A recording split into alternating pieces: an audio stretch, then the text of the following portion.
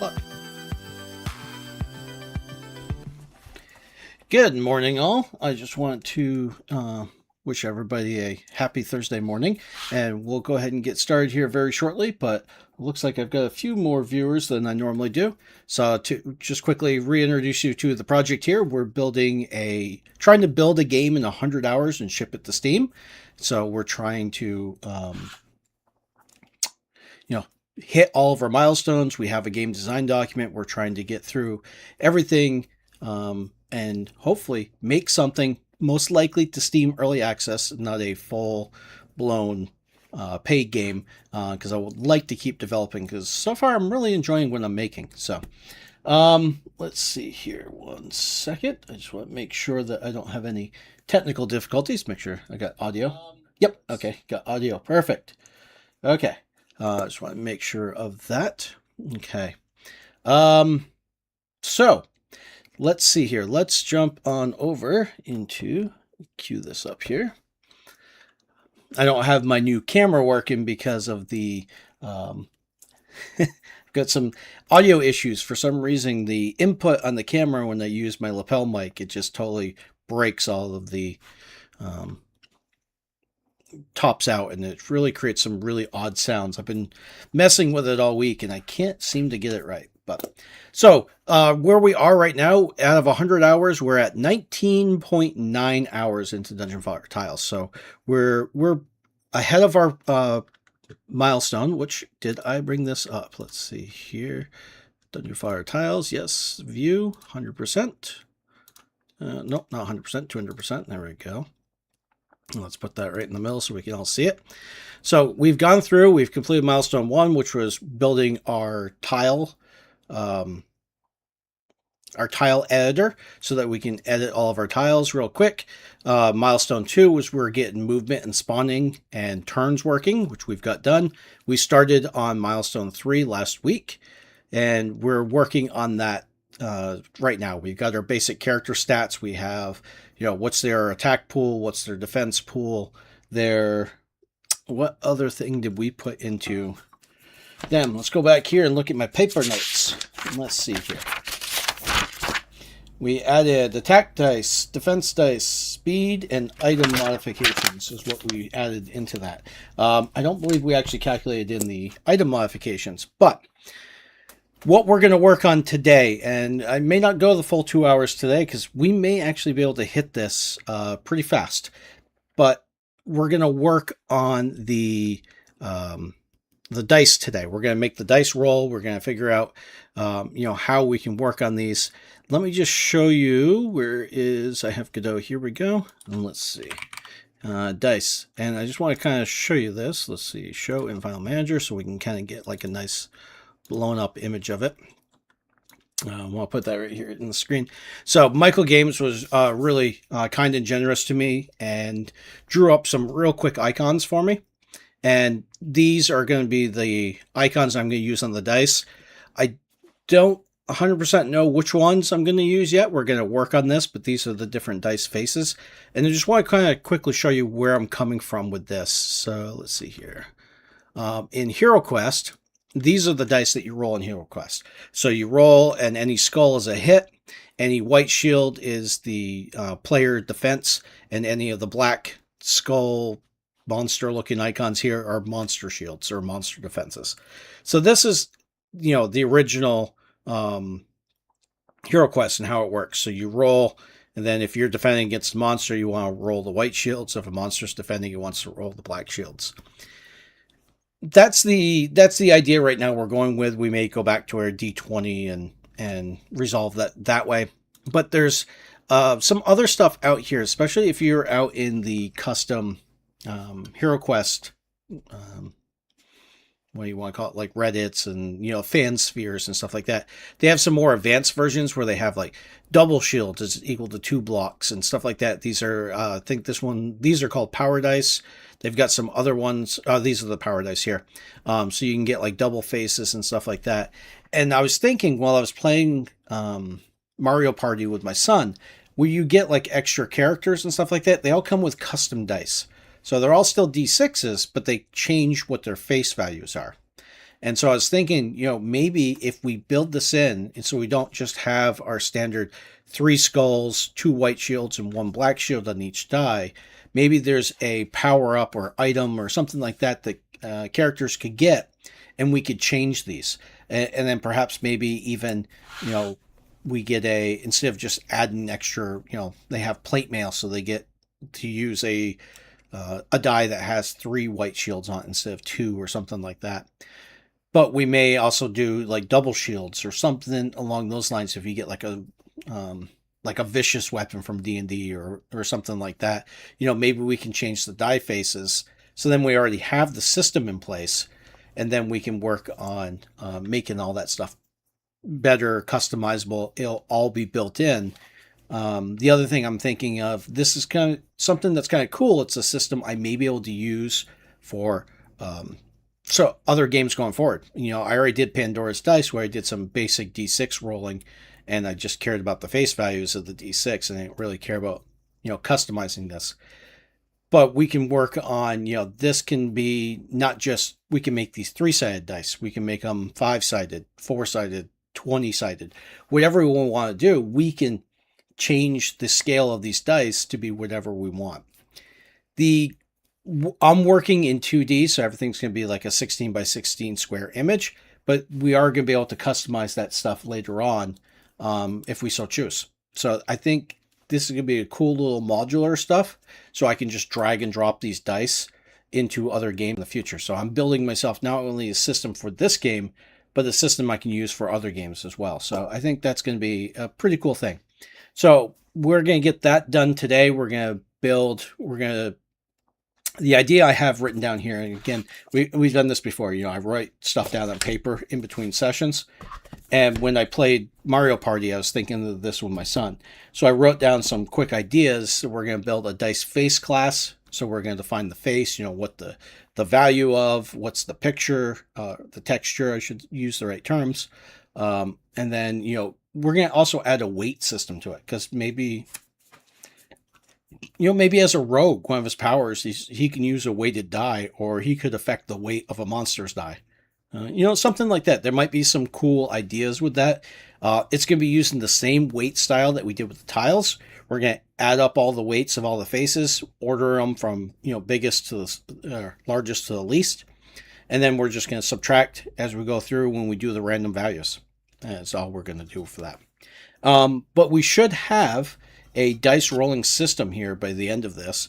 And I put in the description, hey, maybe we'll work on the targeting thing. I loaded up just before the stream, and I hit play just to remind myself exactly where we were. We already have a targeting system. So that's going to probably work in our favor. So we may very well be able to get the dice rolling.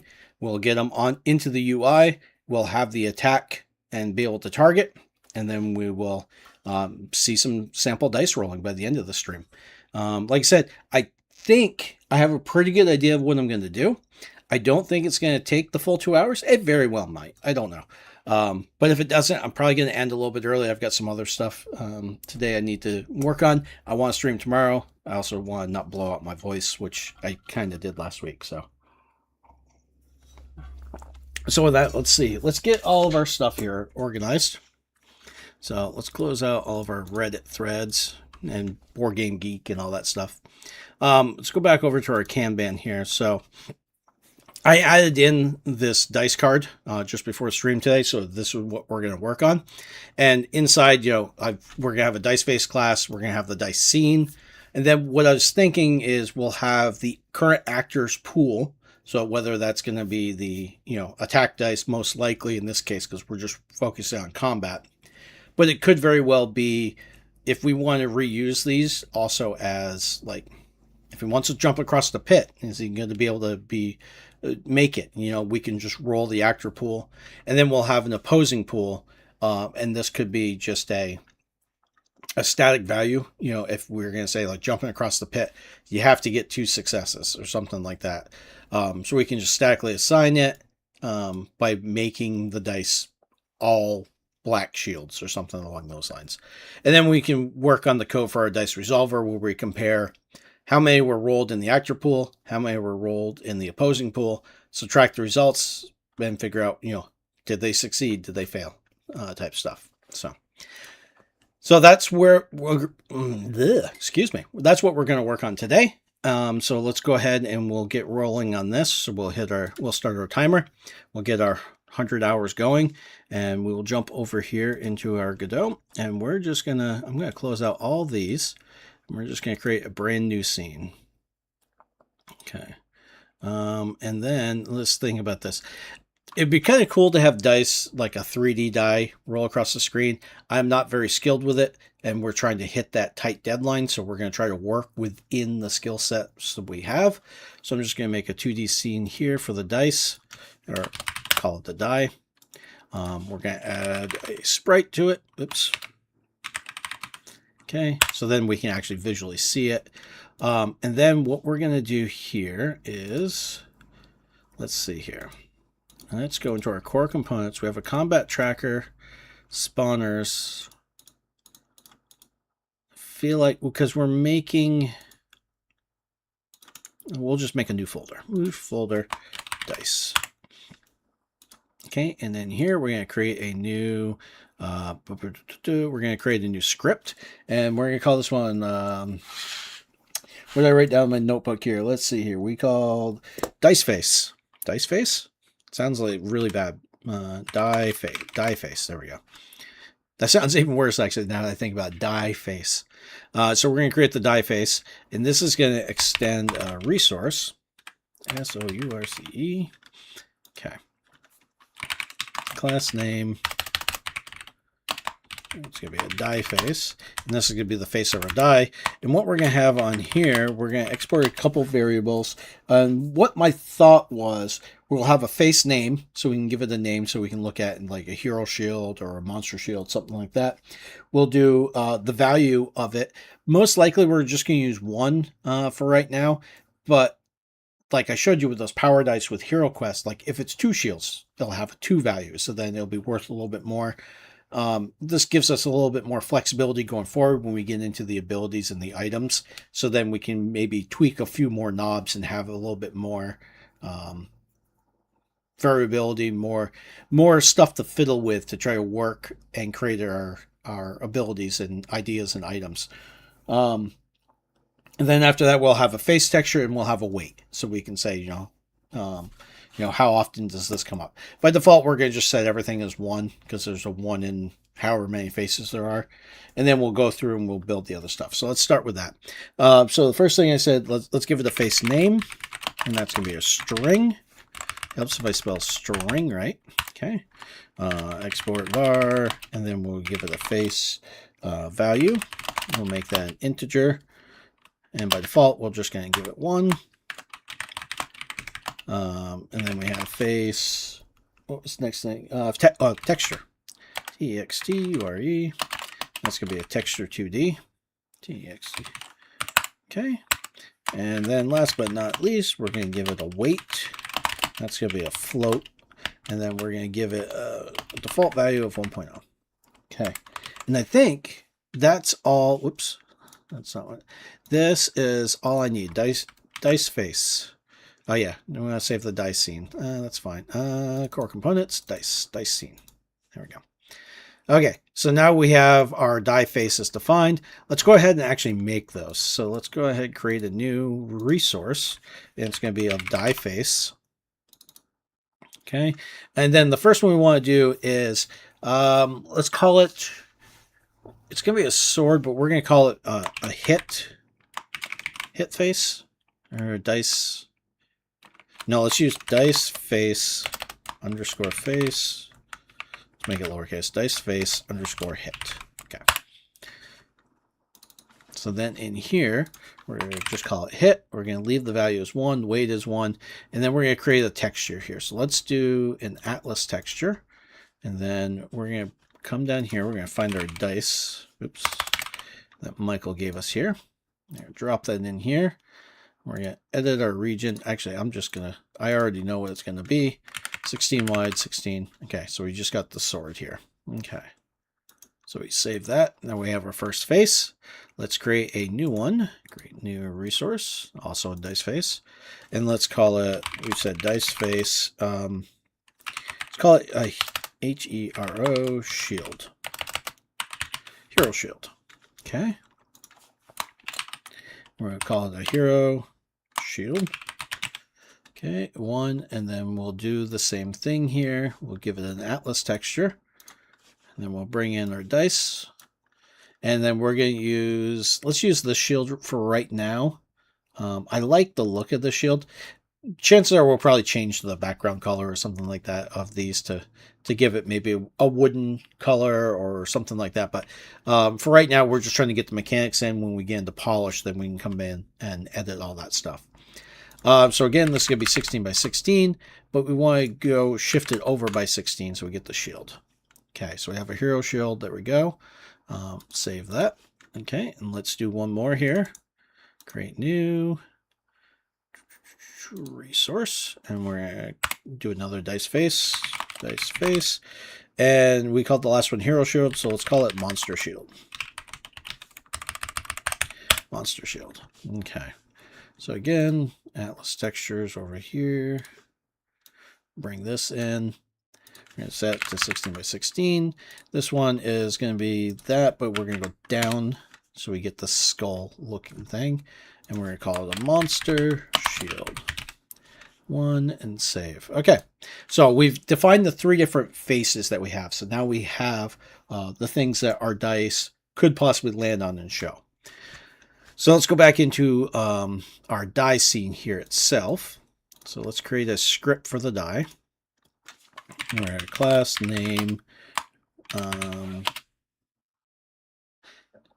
It seems really weird to just call it die, especially when we're making a game about killing things. To give it die as a class name just seems a little off.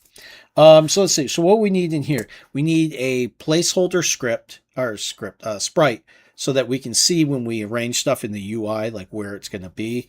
We also need an array of faces.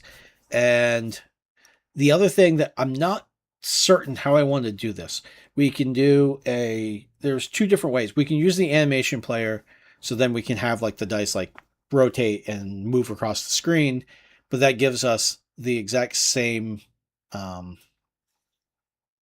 animation every single time. Or we can use something that's like a tween or a lerp or something like that, where we can kind of variable every single time, so then things move a little bit differently. I think for right now, for the beginning, we're just going to use the animation player. We'll come back and we'll do some of that stuff during polish, but for right now, I think it's just going to be, we're going to just cycle between some random faces. So the animation player, the idea I have is the animation player will move the position of the sprite, and then it'll kind of make the sprite dance a little bit. And then at the end, that's going to be the result.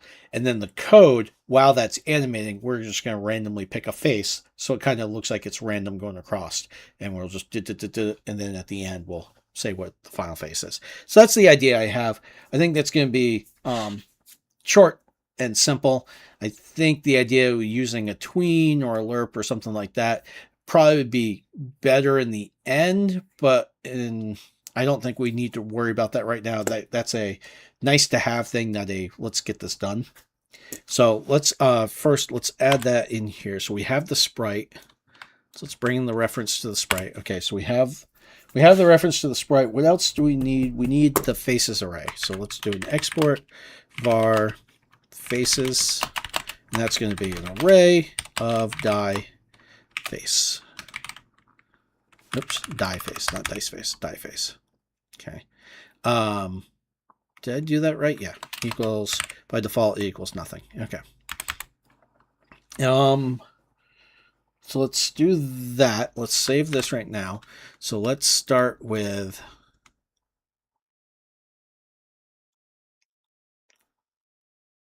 I'm just thinking for this default sprite, let's just give it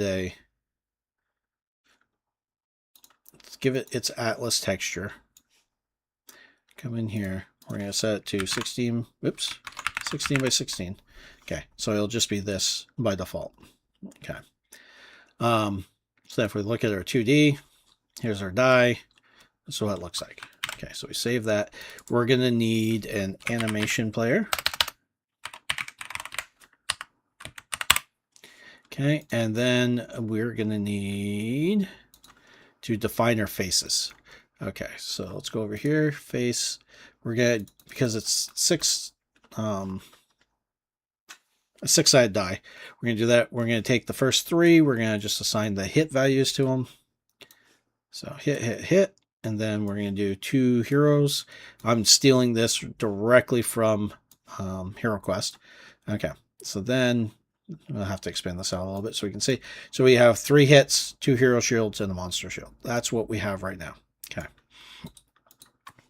So we've got that. We have our die. We need to create a function to roll it and produce our final result. So function. Do we want to do on ready? Do we want to calculate the weight?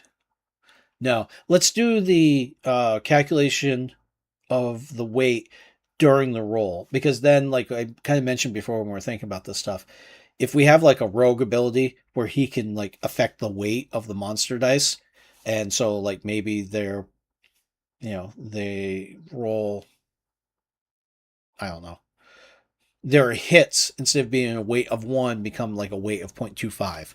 So then they're less likely to roll hit dice or something like that. So we'll just do a calculation each time we roll. So let's do a roll. Okay, so we need a var, we need weight. And then what we're going to do, let's do a weight equals 0. Let's define this too. That's going to be what we define our weight as in the face. Weight is a float. Okay, so let's keep it with a float. Okay, and then we're going to do for face and faces. We do face. We do weight. WE weight equals faces dot weight. Oh no, face dot weight. Plus equals face dot weight. Okay. Is that all we need to do with that? I'm trying to remember here. Oh, we need to sort it by weight first. So let's go back to our tile. I think we did that in. Let's see if we can just steal code. That'd be a lot easier if we can just steal the code. Did I put it in here? No, it's in the game board. Game board. Add tile, show possibles, pick new tile, set up stack. Here we go. So here's our total weight. So let's just do this copy. We're going to take that right over into our die. So let's just paste this down here so we can look at it. So we already have the total weight. That's fine. Yeah, you know what? Let's change this to total weight.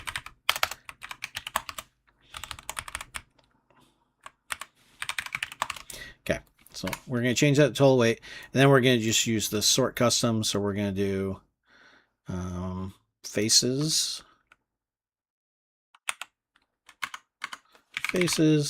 dot sort custom, and we'll just copy this.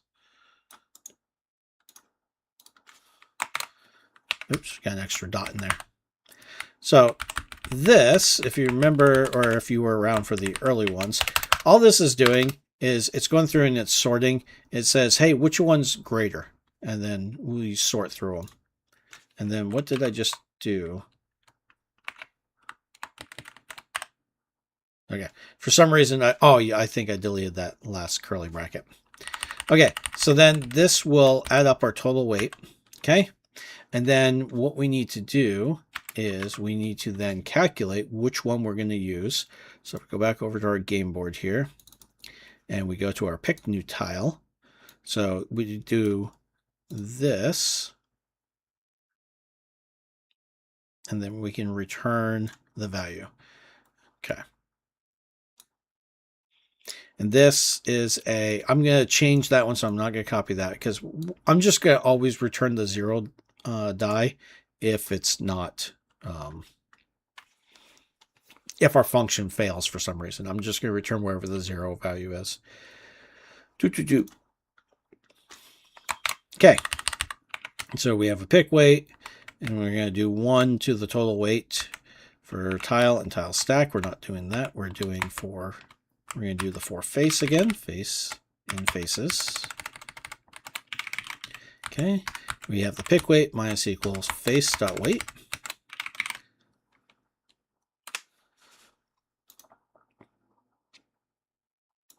Yep, sorry, my mind just went, hey, do I need to do this? Yeah, because this is sorting it as we go through it. So we definitely want to do that. Okay, face pick weight minus equals face weight. If pick weight is less than 0, return the face. Okay. So this is going to return a face. Oops. Die face. There we go. And then down here, if we don't get anything, we need to return faces 0. There we go. Okay. So when we call roll, it's going to return a die face. And that's, so we're going to know, we're going to be able to return the resource. So it's going to say, this is its value, this is its texture, this is all that stuff. Do I want this to be roll or do I want this to be, yeah, roll's fine because this is, we're doing our random right here. I'm curious something about Godot that I've never really thought about, but let's put it right here. This randomize function randomizes the seed for a random number generator. Current implementation uses a number based on the device's time. Called automatically when the project is run. If you need to fix the seed to have a consistent reproducible results, use a seed to initialize. So if this is automatically getting run, there's no reason to actually have this in here. Or do we want that? Oh, okay. It automatically is run when the game starts. And then this re-randomizes it. Okay. So yeah, let's leave that in here. We'll go ahead and leave that in there. It just gives this float just a little bit more randomization. So you can't really, it's going to be based on time. Yeah, it's computer random. We're going to try and make it as random as possible. Okay. So then we're going to return the face that we pick and off it goes. Okay. What else do we need? We need that. We got the,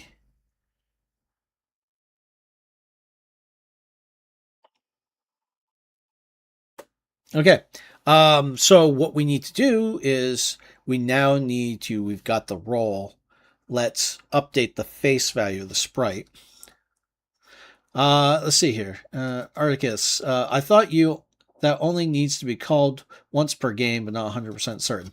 Yeah, that's what the randomize was saying in here is it's automatically called. It says right here, function is automatically called when the project is run. If you need to fix the seed to have consistent reproducible results, use the seed. I'm wondering if that is a very good question. I'm interpreting this to say when you start the program, it already seeds the random generator. And if I call this every die roll, then it's going to reseed the random number generator based on the current clock. So that's where I'm looking at it from. I've seen both ways of people using this constantly and other times where people aren't.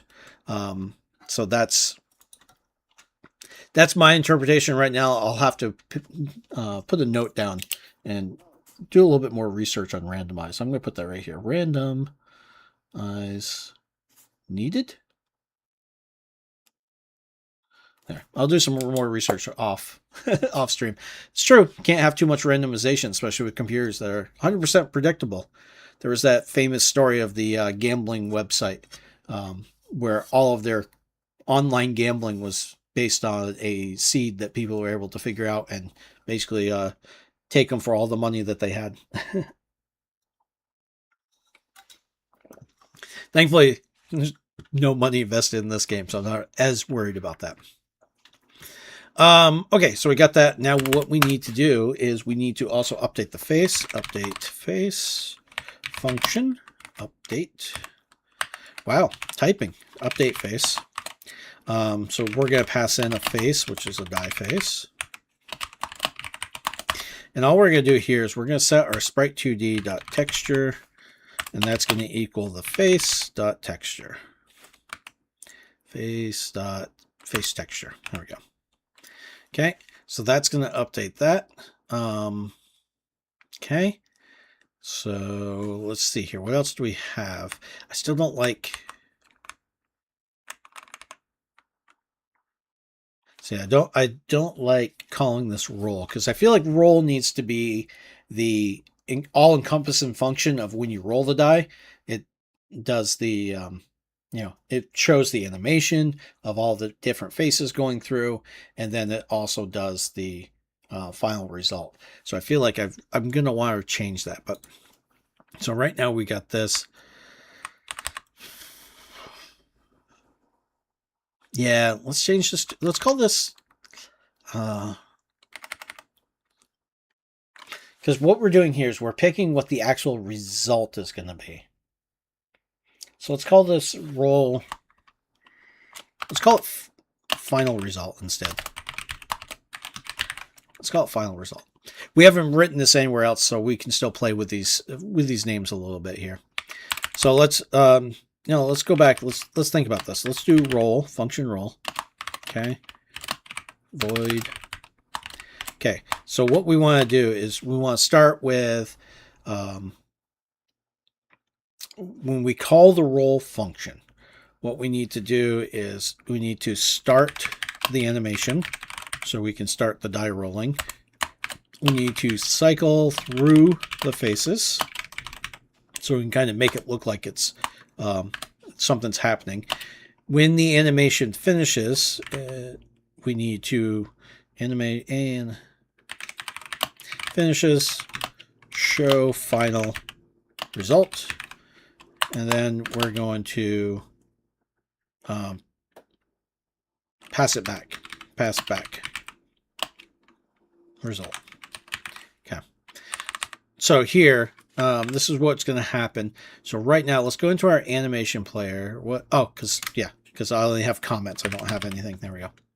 Let's go into our animation player, and again what I'm going to do is I'm not going to change the faces. I'm going to just make it move from left to right, and then I'm going to give it a little bit of a wobble in its rotation just to try to make it look like it's having fun, so to speak.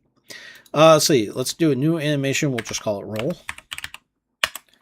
Okay, and then what we're going to do is we're going to take the sprite, we're going to key in the, do we want to do key in the sprite or do we want to key in the die?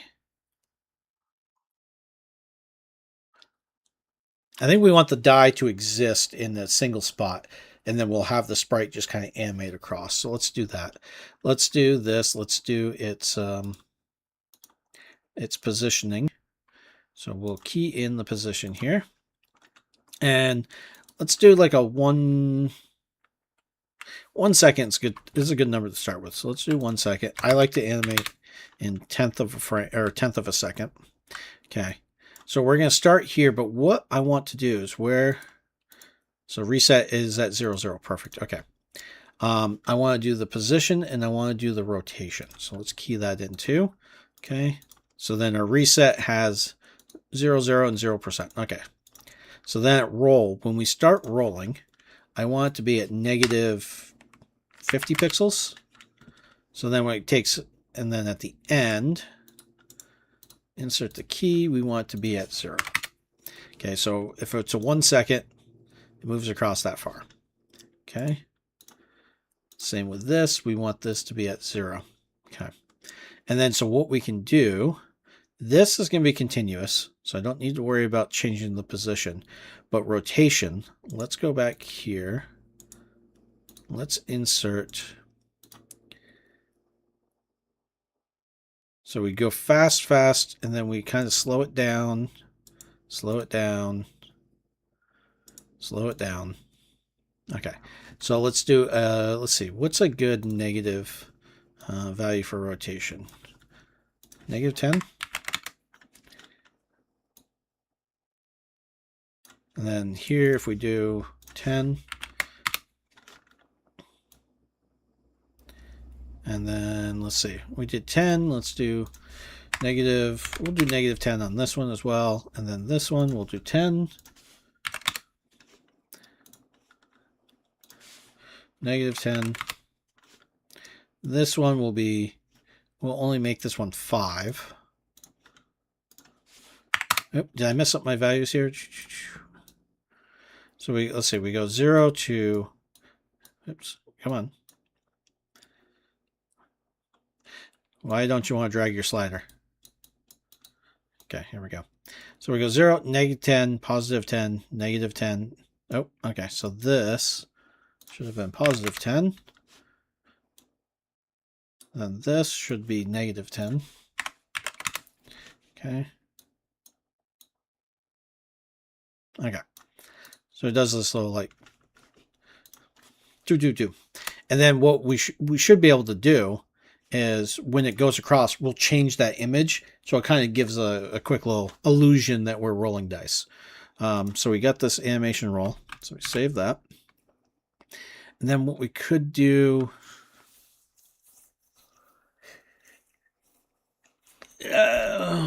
no, I'm not going to do it that way. What we could do is we could call the function of the final result right here. But what I'm going to do is I'm going to do that in code. Actually, you know what I should do? I should do it right here. So then we can calculate what that final face is going to be. So then at the end of the animation, we can update the face, because we don't want to have it sit on a sword and then, you know, a frame later show up as a, what's it called? Hero shield or a skull or something like that. So let's call, what did we call that? We called that roll final result. No. Well, update the face is what we want to call, but we want to pass in the final result.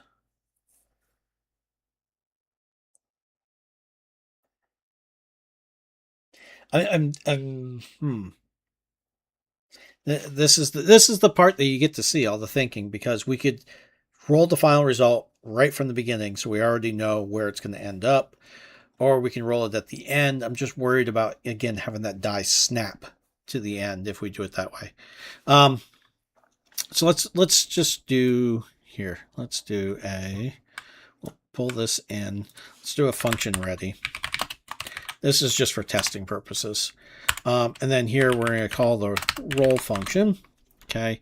So we start the animation. So we do animation player.play, and we're going to play roll. Okay. We'll cycle through the faces. We'll come back to that in a second. We will await animation player.animation finished. And then from there, we will call update face with final result. Okay. So if I just look at this scene,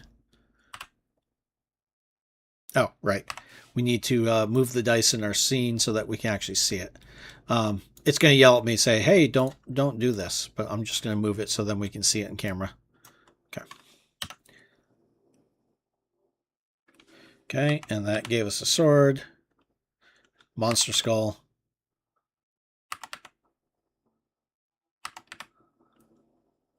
hero shield. Okay. So you can kind of see where I'm going with on this. It's not gonna be it's not gonna be the best, but it'll at least give us something here. So while we're waiting this, before we update the final face, we still need to keep running the update face, but we just need a random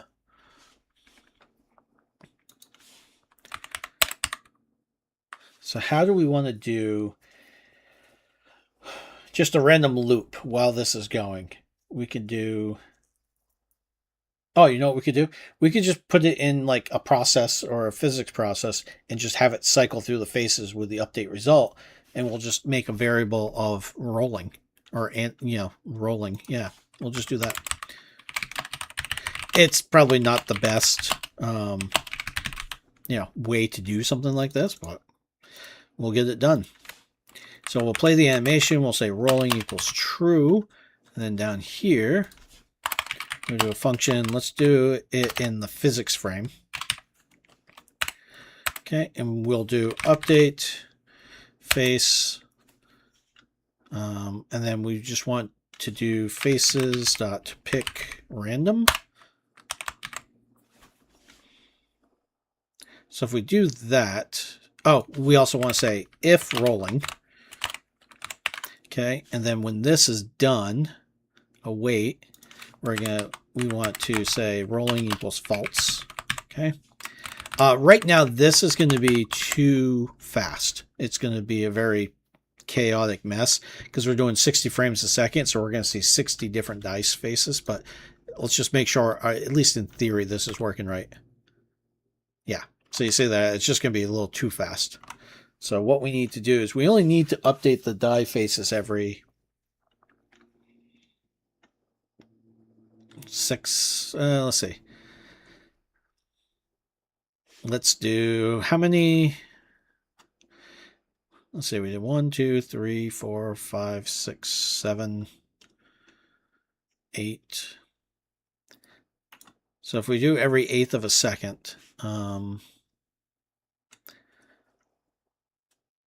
how do we want to do a counter?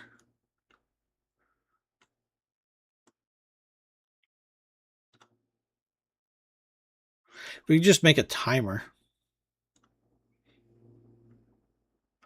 Oh, no. You know what we could do? Let's do this. Let's take this.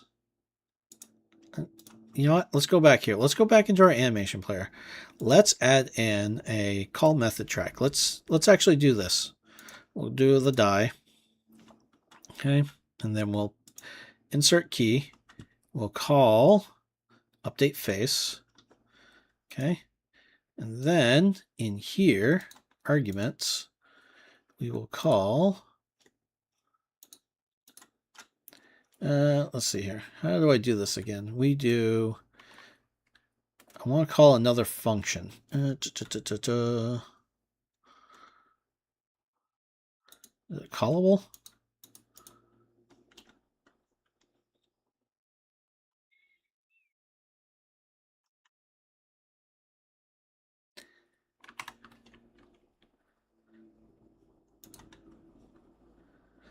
I don't remember how to do this now.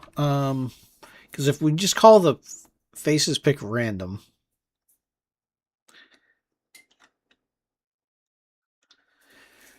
I mean, we could predefine the array. We could do.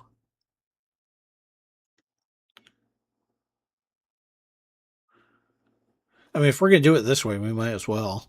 Let's see. 1, 2, 3, 4, 5, 6, 7, 8. Yeah, 8. Okay, let's just do it this way. We'll scrap this idea. We'll go back up here. We'll just do, instead of rolling, we'll just do a var roll array. And that's going to be an array of die faces. Okay. And by default, they'll be here. Okay. And then so what we'll do here, just delete this out. And then what we can do is for so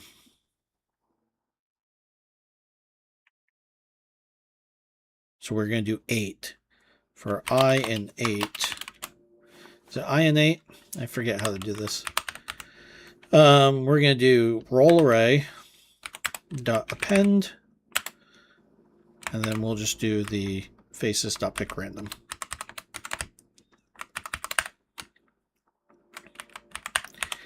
I'm not as familiar with just trying to do like an 8 count loop here, but that's how we can do this. So we'll use roll array here, update face, and then in the here, we set this and we call arguments. We pass in an array.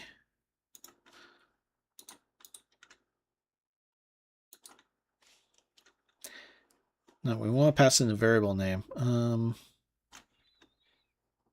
This won't allow us to pass in the variable name? It should. Object.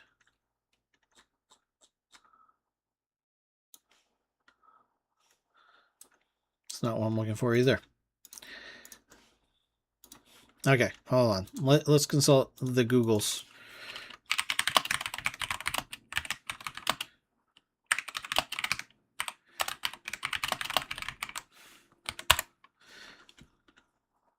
Let's ask the Googles here. Let's see. So in an animation player, right click, keyframe. No, I want it in the animation player. Keyframes. No, that's not what I'm looking for. Call function from animation player with variables. Here we go.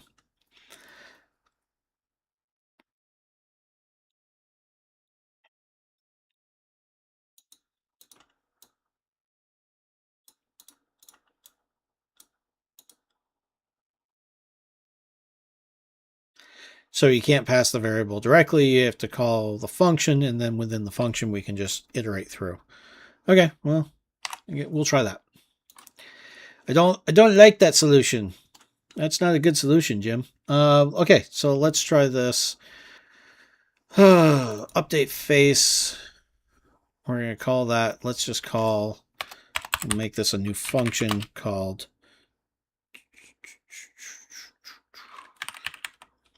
rolling face. Okay. And then in there, what we'll do is we'll have our iterator. We'll do a var counter. Oops, counter. Int equals 0. And then we'll do update face. We'll pass roll array counter. Okay. Do that. And then we'll just increase our counter. That's not going to work there. We're going to have to declare that outside the function. We're going to have to put that in the ready. Actually, we should put that in the roll. So we'll put that here. Okay, so we don't need, we will need that because that's going to pick our faces. We'll go through roll array counter. Oh, we can define that up here. And then we'll just reset it to 0 here. Okay. There we go. Okay, so this, and then if we come back down here to our this, we'll change this out. We will no longer call update face. We'll call, what was this called? Rolling face. Rolling face, there'll be no arguments called, and then we can just insert it again, rolling face. I'll just keep doing that, rolling face, rolling face. Yeah, so this is why, you know, it'd probably be much better if we did this with a tween instead of a animation player. So this is, as you can see, I'm already going down a rabbit hole that we probably shouldn't be in. That, I think I'm just not going to call, you know, we'll just put it there anyway, whatever. No, let's not put it there, because then this way it will, once that animation ends, we're going to use the final result right here in update. So even though we're picking 8 of the, let's just do 7. That'll be easier. Okay. Okay, let's see.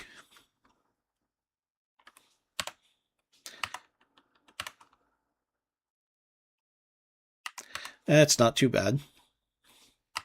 But we do have this long... Nope, okay. Only when the die faces are the same does it feel like it's taking too long. Okay. You know what? We're going to call this good. This is going to be a polish issue. We're probably going to have to come back. We're probably going to have to change this into a lerp and the tween. Yeah, I think that's what we're going to have to do. But for right now, we have this, and it's working. Okay, so we have, let's quickly review what we have. We have, I'm going to just reset the transform on this so it's back in its proper position. We have the dice faces. We have those defined. We have a die that's made up of dice faces. We can call a roll, and then it's going to do all this. It's not returning. We need it to return a die face because we need to have the result. So here, final result.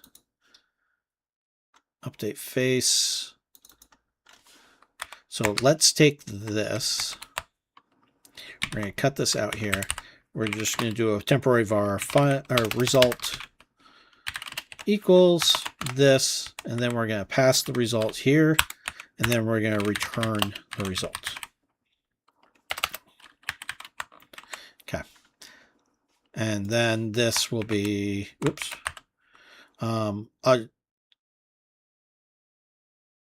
Yeah. Feel like I need to do some safety checks there, but right now, I mean, we're not really doing anything else out, so yeah, because we already have the safety check in final result, which will return dice face 0. So we already have that safety check, so this should be fine. Okay. So we got that. That all works. Okay, so now let's add our dice into our GUI. So if we come back here, our UI, let's go over here. What I want to do here is we have the action panel. I'm going to add in another. I'm just going to put them on top. So let's just add in the control layer. This I'm going to call an actor pool. So this is going to be where our current actors dice are. And then let's add in another one that's going to be the opposing pool. Okay, and then here, let's see, where is this going to be?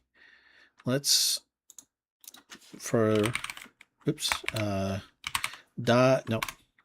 over here, dice, die.scene, die.scene. Here we go. Okay, so let's move this and put it in our current character. Let's put it in the bottom right. Okay, so that's going to be there. Here's going to be our die. Okay. So then when we run this, we should see the die roll right there. Boom. And that's where it's going to end up. Okay. So let's move this pool around just a little bit, because if we start adding multiple dice here, they're all going to be on top of each other. So we're not going to be able to see them. So if we do, like, say this, and then we do a negative, I don't know, negative 20. And this one will be a negative 40. And this one will be a negative 60. Okay. So then when we run this, you know, we're going to see the 4 dice come across, and there's our final result. Okay. So we got that. Let's do, let me think here. Coffee for the brain. It helps us go.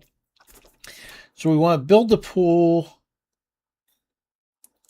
based on the attacker stuff. So we need a script on the pool, bunk, to then populate how many dice we need. So let's add a script here. And we're going to call it actor. You know, let's also rename this actor dice pool. There we go. Let's see. Do we need to...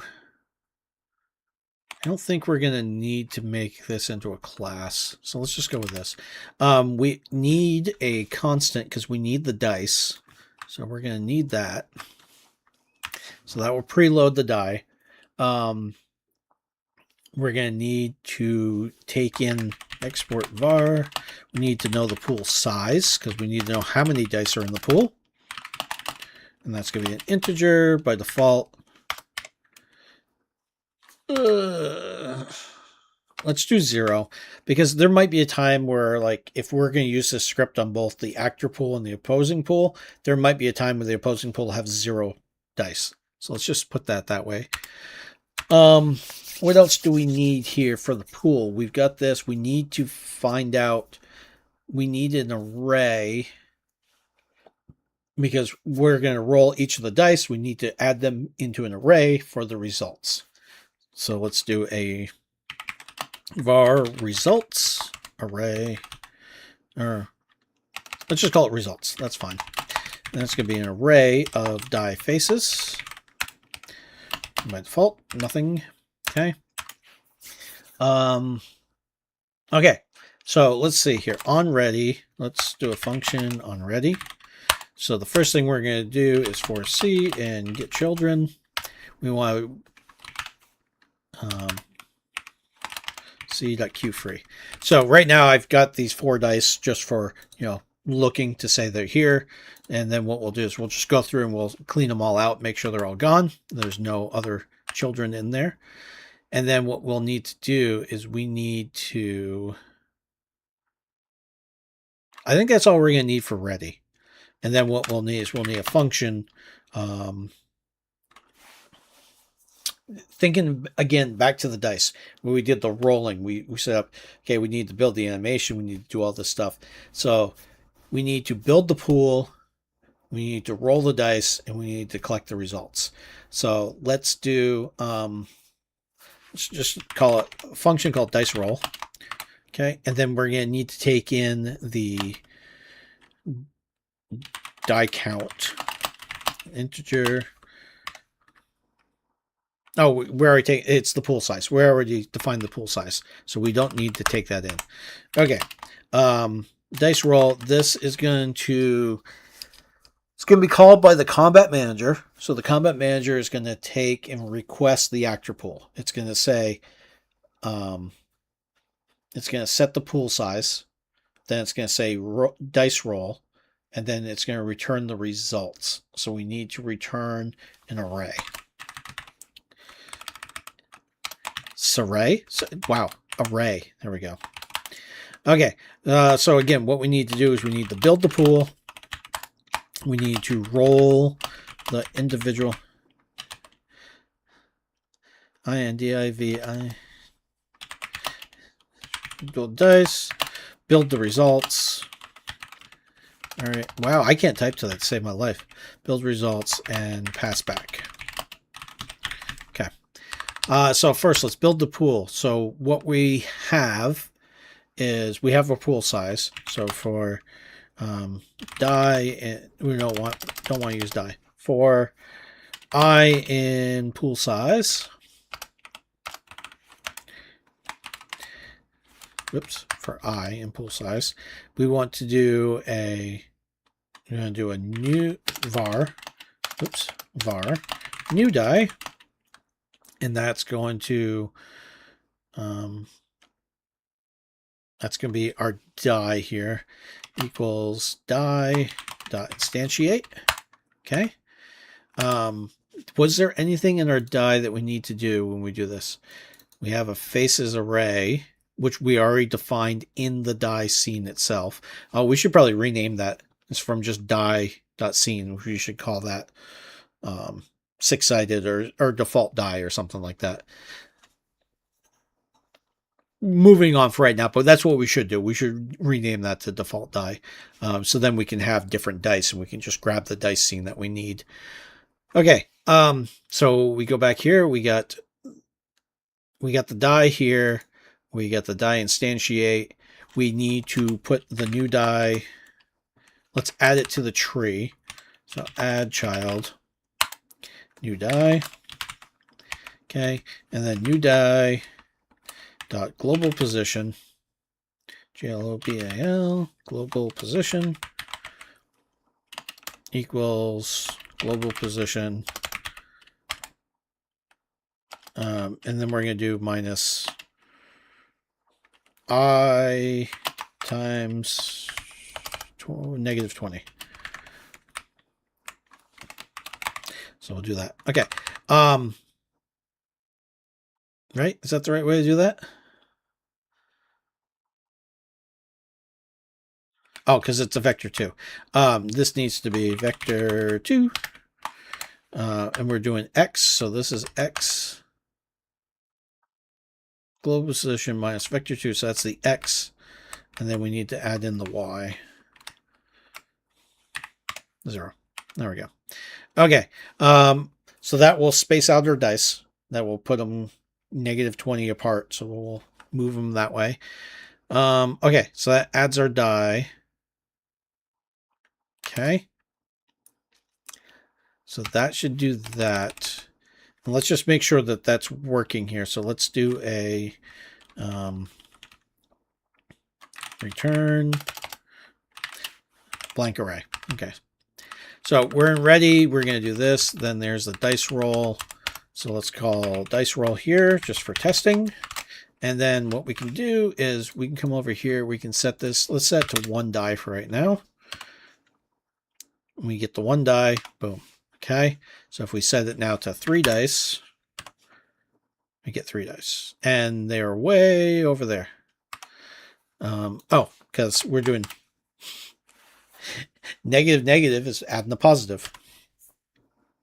There we go. Okay, so that does that. And then, if we want to do, hey, 10 dice. There we go. Okay. Okay, so we got that. So that's building our pool. Let's see. Roll the individual dice. So then here's where we're actually going to call, for... Should we do that, or should we just roll them instantly? Might be easier to just roll them right here. The question is going to be, do we want to present the pool to the player first? Do we want the player to go, okay, I have 4 dice, roll? I don't...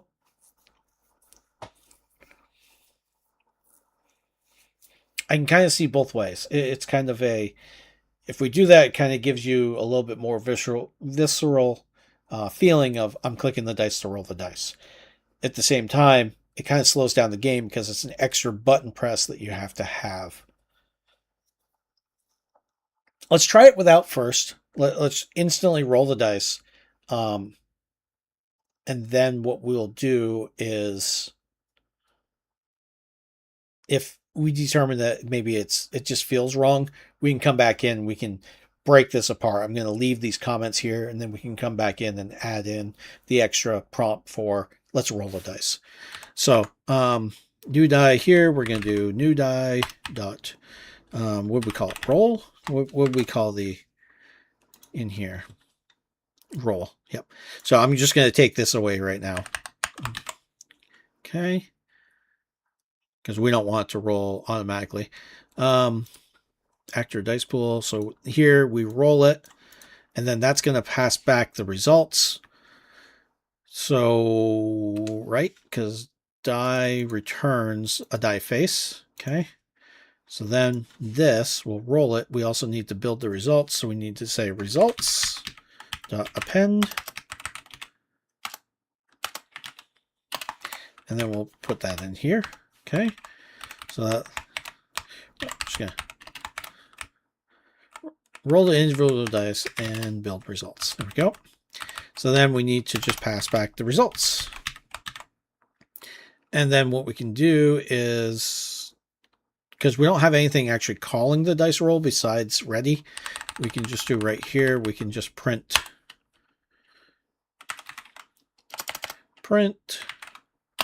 results.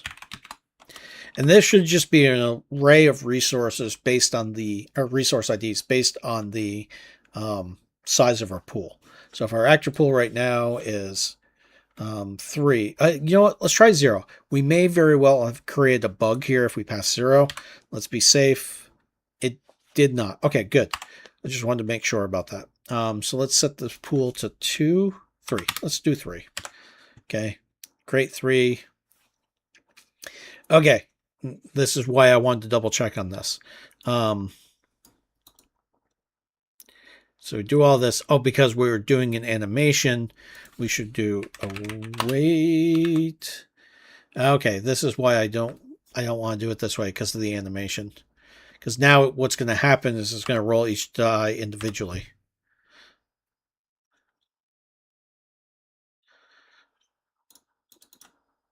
New die.roll. Roll. We are calling... What are you talking about? I did account for that. Why did it not? Oh, let's see here.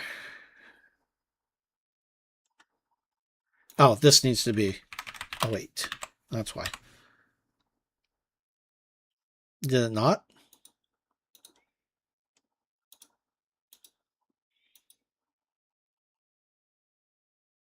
Try to call an async function without a wait. What's the async function? You're right here. Oh, does this need to be? Can you do that? Can you do it that way? Oh, you can. Okay. And then let's see, returned a resource. Let's see here, we got hero shield, and a hero shield. Okay.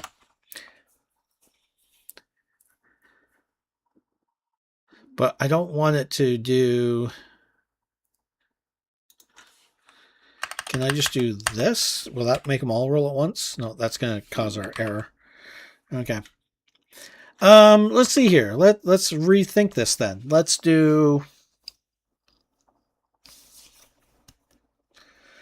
think about that. Let's think through this.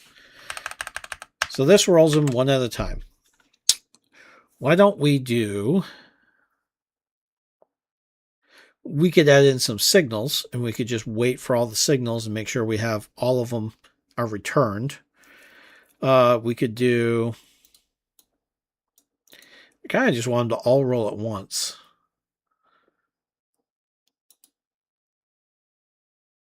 Well, we know how long our animation is. Our animation is 1 second, right? Animation player for our die is... Our roll animation is 1 second long. So what we could just do is we come back in here, await dice roll. We call dice roll it here. We say, here we go, results append. We can await that.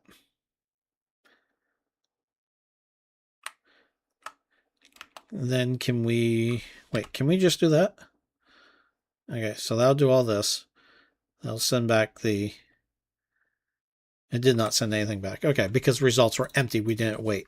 So if we await here, we do a get tree. Actually, I don't need that. Get tree, create timer, and we say 1.1 seconds. Then we should get our results. Okay, we did get our results, but because we're rolling the dice individually, it only gave us the first one because that's all that had finished. Okay, so let's go back here. Let's go in this, instantiate. We don't need this await. And then we go into the die. Come in here. We await this, update that, return the result. We do need that await. How can we do if we want them to all roll at the same time?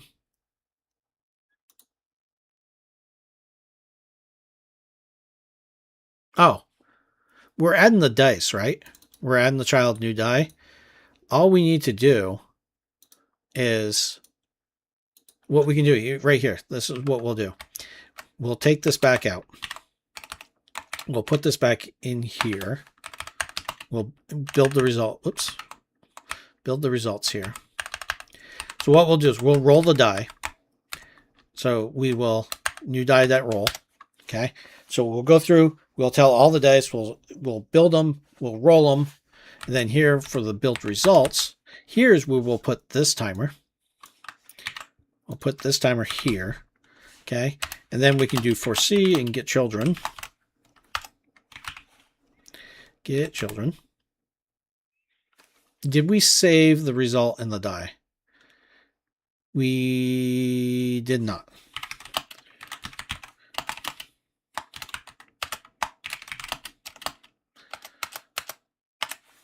Okay. So instead of returning the die face here, let's just make this a void. Okay. And then right here,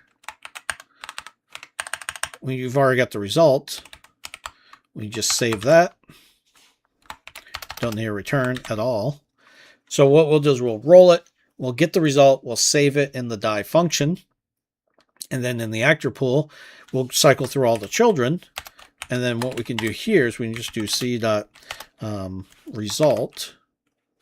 We're going to just append that in here. So we do results dot append, and then we just put that result in there, and then we return this. Okay, so that should, in theory, we'll go through all the die, we'll save the result, and then we'll pass it back in after the timeout. Boom.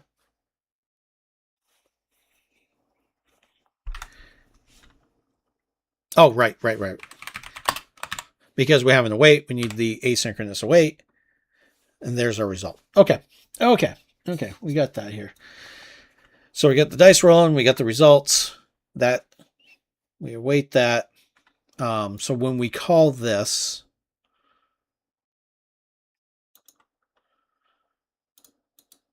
just trying to think here. So when we call this from the combat manager, we're going to pass in, say, die roll, and then it's going to roll all that, and we're going to return the results. So dice roll is going to return results too. So when we call that from the combat manager, we need to await the results of that. Okay.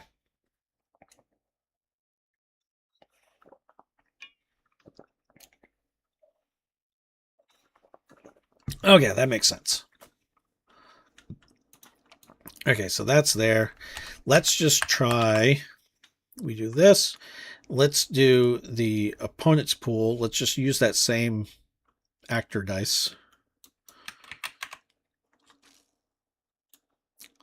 Throw that in the opponent's pool, and let's make the opponent's pool just 2.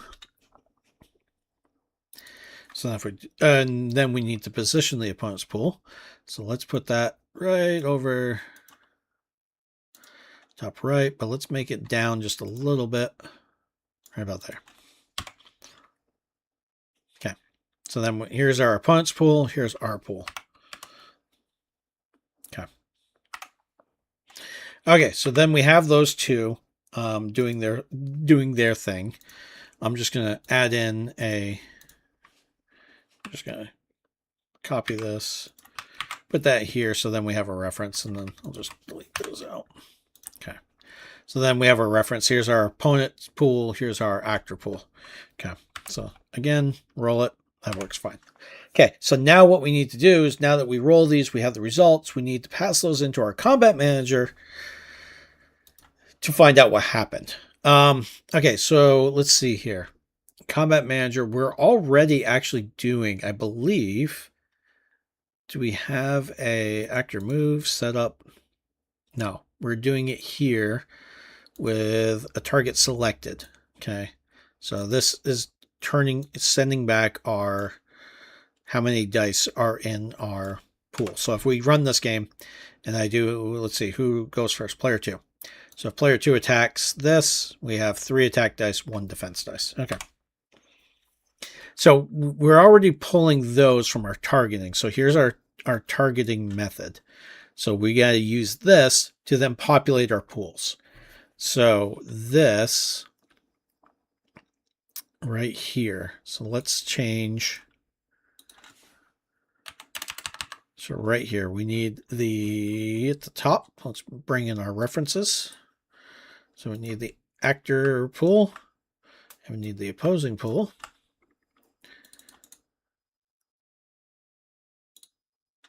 I'm just doing this for testing. This is not how I'm going to do this. I'm going to actually put this stuff in the combat manager.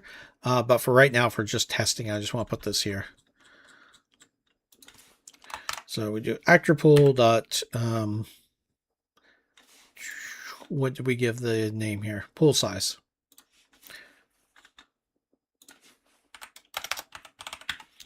Pool size equals this value. Okay. And then we'll do the same thing down here, but we'll call this opposing pool. And that's going to be this. Oopsies.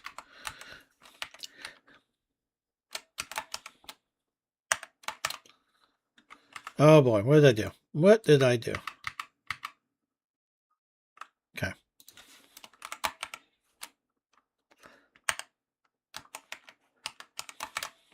There we go.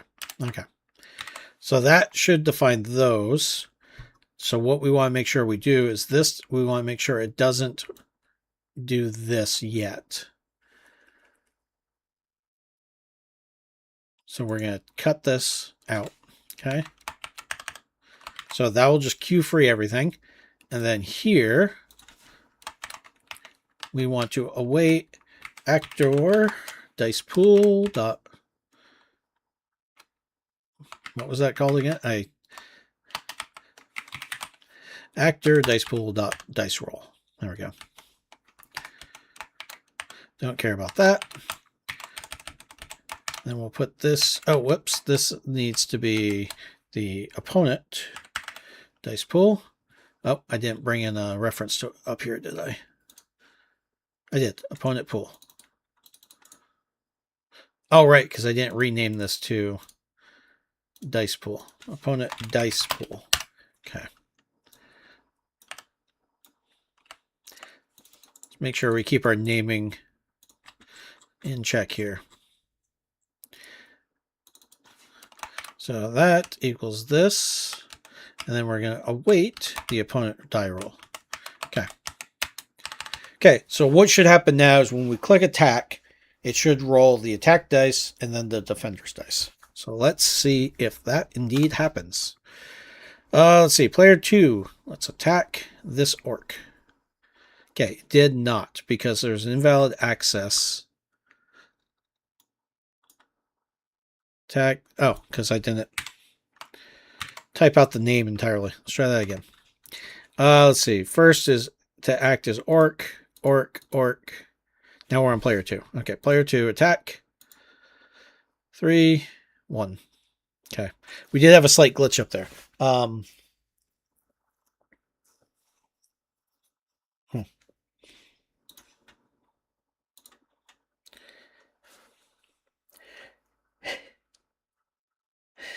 Okay, so we're still not clearing. Why are we not clearing out?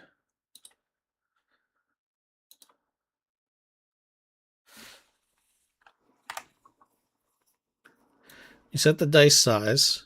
We call it dice roll. Oh, because we did it on the ready. Okay, so let's go back here. What we need to do is that needs to be here. Oops. That still needs to be in ready because we need to clear out anything that's pending. Okay. You know what? I'm going to just put this under this comment here because that is still part of building the pool. Okay. Who's first act? Player 3. Attack. So we do that, and we do attack again. Should clear them out. Okay. Okay. So we do that. Okay. So that works. Okay. Now what we need. Thanks for stopping by, Articus. It was good to have you, and be sure to check it. I have on the video on demand on YouTube, so you can always catch the later half of it later. Okay, so now we've got this. Let's get it into the combat manager so then we can compare the results. So let's go back up here. So that works there. Combat manager. Let's see here. Okay, so when we're on the turn, actor move, we're not actually calling the attack yet. Okay, so up here, we do attack. We select a target. Okay, so what we need to do, let me just think here. We need to build, you know what I want to do?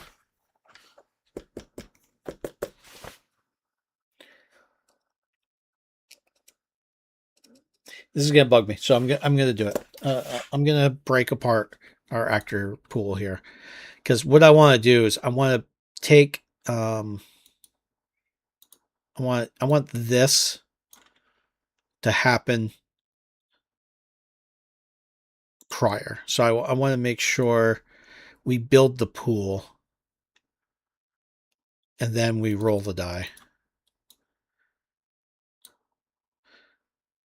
So I want to take this all out. We're going to cut this out. We're going to make this function build pool. Okay, so we're going to build our pool. We're going to go through, we're going to clear out everything. Okay. We're going to set up all of our dice. And then here, we're going to just use for seeing get children. And then we're just going to call c.roll here. Okay. Move that comment so that we keep stuff here. Build the results. So we're going to roll through all of them. Wait our time out. I don't like this. I'm going to change this. This is going to be placeholder for right now. I think when we go back and we change our,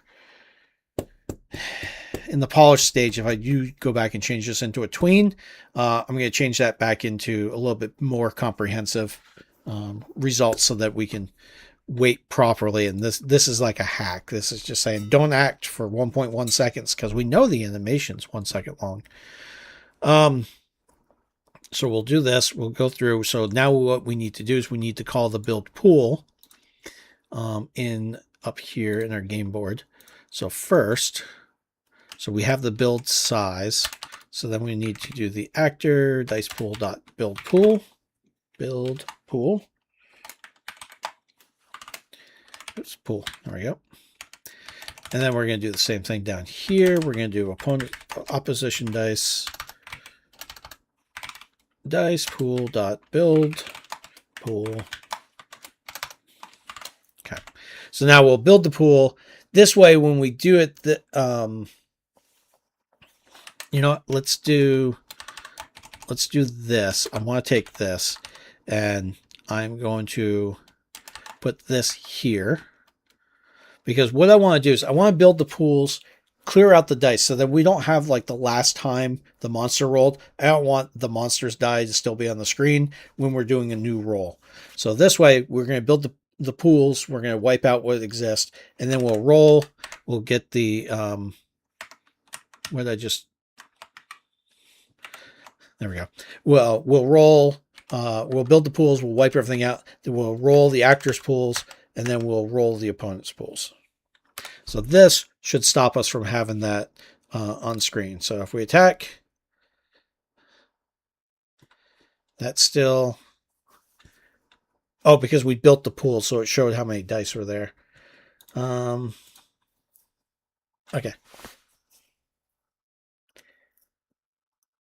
So when we build the pool, do we want to just disable visibility? Maybe that's what we want to do. Okay, let's not get into the weeds. Let's keep moving on. So let's get into this. Okay, so this is all this targeting stuff. Let's go back into our combat manager. So when we did move before, we called combat manager actor move. So in this case, this is our target selected, which we're using the game board to find out who the target is. So then this stuff here, we need to then, what we basically need to do is move all this into the combat manager. So let's just cut this out here. And we're going to do combat manager dot attack. And then we're going to pass in, I'm just going to put placeholders right now. So I'll just call attack. But what we need to pass in is we need to pass in the current actor and the target. So right now the actor, and we need to pass in the, for actor and get tree, actor targeted. What did we do for, hold on. We called these,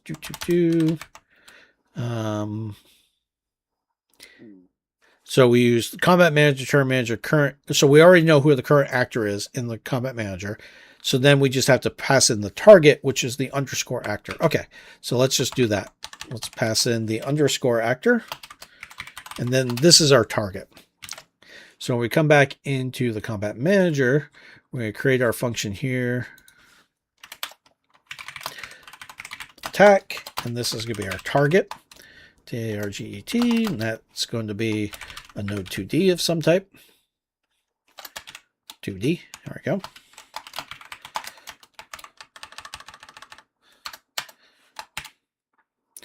Okay. Okay, so we come in here. We're going to print the attacker's dice, which is going to be, we don't need this right here. We just need that. Okay, actors dice pool, which we don't have a reference to, which we will get in a second. We're in the combat manager, so we don't need that. Defender, this is the actor, so that stays the same. Actually, we're going to change this to target because that's going to be the target that we're passing in. Same with this, target. Okay. Build the dice pool, and then this. We just need the references to the pool in the UI. I'm already hating what I'm doing because now we've got these physical objects that exist in the pool. I don't like this. It's like these die objects should exist elsewhere, but this is why you want to actually sit down and plan everything before you start. Because then you're going to come back and realize I've got these 2D node objects in the UI, but they have bearing on the combat manager. The combat manager is totally separate from the UI. We're trying to keep everything separate. So what I think I might do when we do a cleanup is I might extrapolate the dice themselves, make them not an actual node 2D, but just a node object in the combat manager. And then we can export the information to the UI for when it does rolling. But for right now, let's just pull this in and pull this in. There we go. Okay, so now we have this. We've got this. And then what we need to do is once we have these two things, we're going to have the results. We need to then use our combat system. We have our dice resolver here. Do we have a reference? We don't. Let's put that in here. Okay. And then dice resolver, core components. Let's put that under the combat tracker, dice resolver. Okay. Okay. We'll make this a class name. Class name, dice resolver. Okay.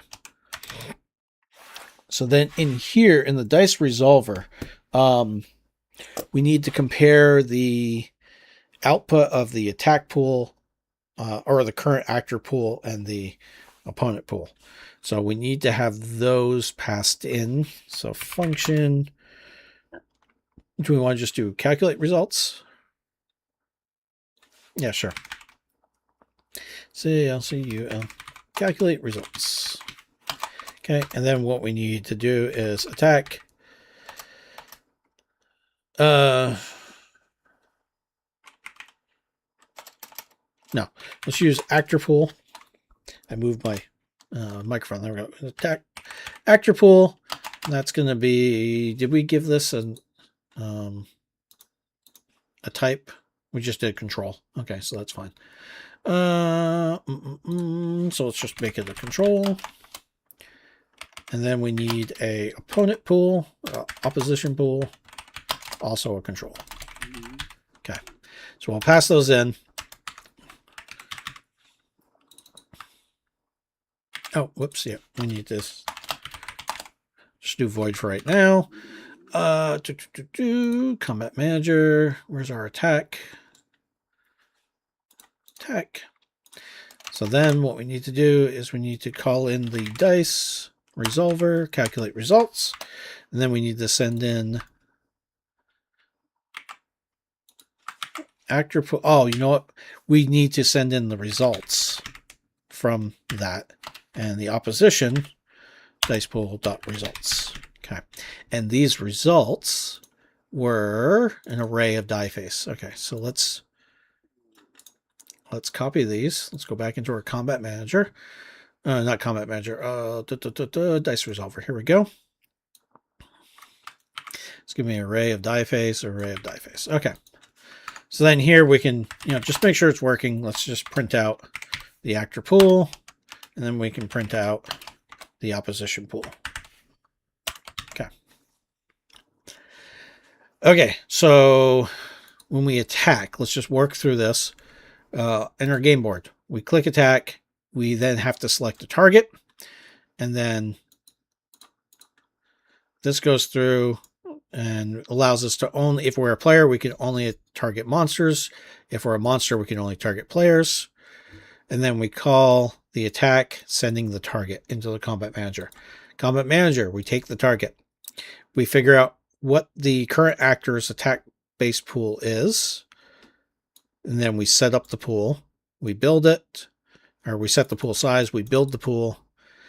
We probably could just collapse this into one thing instead of having to set the variable. So that might be a nice cleanup that we can do there. We set this, and then we roll the attack dice, or the actor dice, and then we take the opponent's dice, roll those.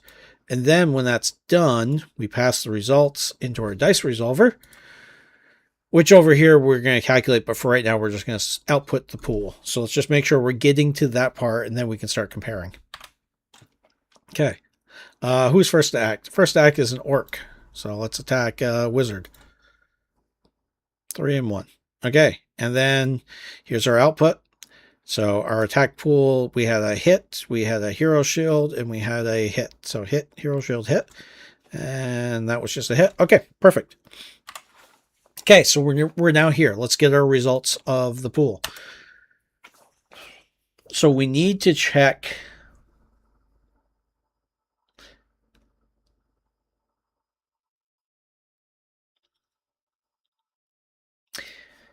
This is scope creep, and what my mind's going to right now is, what do we need to check when we do calculate results? Are we just looking for hit? Hey, Rob.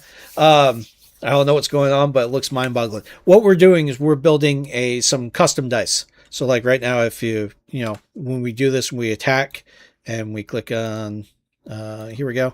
We roll our dice, and then we're going to compare our results. So in this case, it should be, we have one successful hit and no defenses.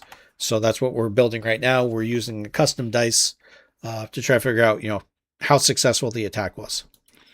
So what we need to do is, when we look at this, there might be some things in the future. I'm going to punt that down the road. This is going to be, nice to have, but not there yet.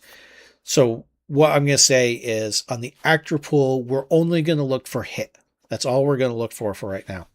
So what we need to do is we need to sort through the array. Let's see here. Let's do... I don't think I got that far in my notes. I did not. Build the pool, build it, roll it, check for results. Okay, so let's take a look at this. So we're coming in here. We have an array of dice faces. So all we're going to do, let's circle through. Let's do we just want, we're only returning... We'll do local variables for right now. I might need to pull them out because of what we're going to do, but for right now, I'm just going to do this. We call it actor successes. Okay, that's going to be int equals 0. Okay, so then what we're going to do is we're going to loop through every die in the dice pool. So for die in actor pool. Okay.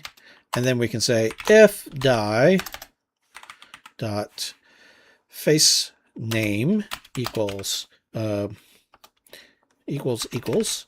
What did we call those die? I think we just called it hit, is what I think we called it. Yep, we just called it hit. Okay. So if it equals hit, we're going to just take the actor successes. We're going to do a plus equals 1. There we go. That's it. So then it's only going to add up all of the hits that come up, any of the swords. It's going to ignore the monster shields and the hero shields. So then we're going to just basically do the same thing here, but we're going to do this for the opponents. So var opponent success for die in the opponent pool. Opponent opposition. I kind of like op because then I can say it equals whatever. So right now, let's think of it as, oh, you know what? Let's do,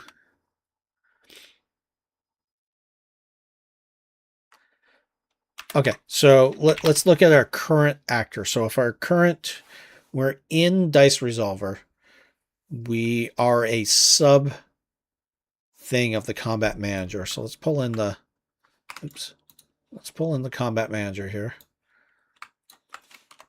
Okay. So what we need to do here is we're going to check. So if we're going to say if Combat Manager current, what we call this again? Current turn. How do we get the current person? Turn manager, current turn node actor. There we go. That's what we're looking for. So let's go back here. If combat manager dot turn, turn manager dot, actually, nope, need that dot there.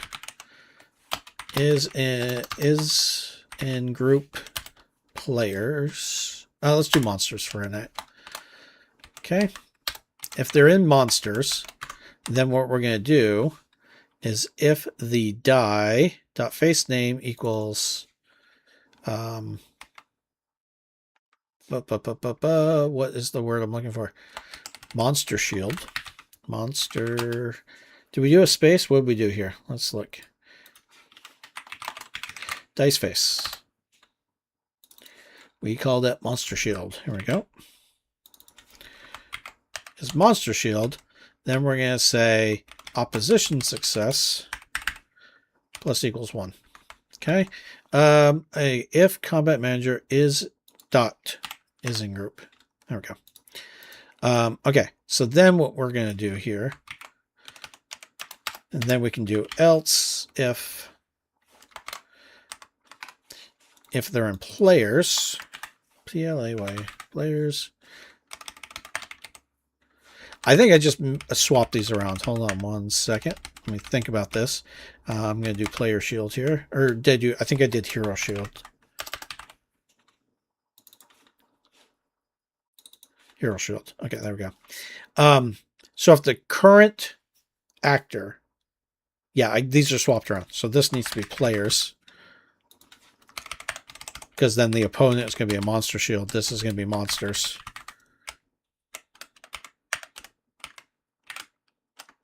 Okay.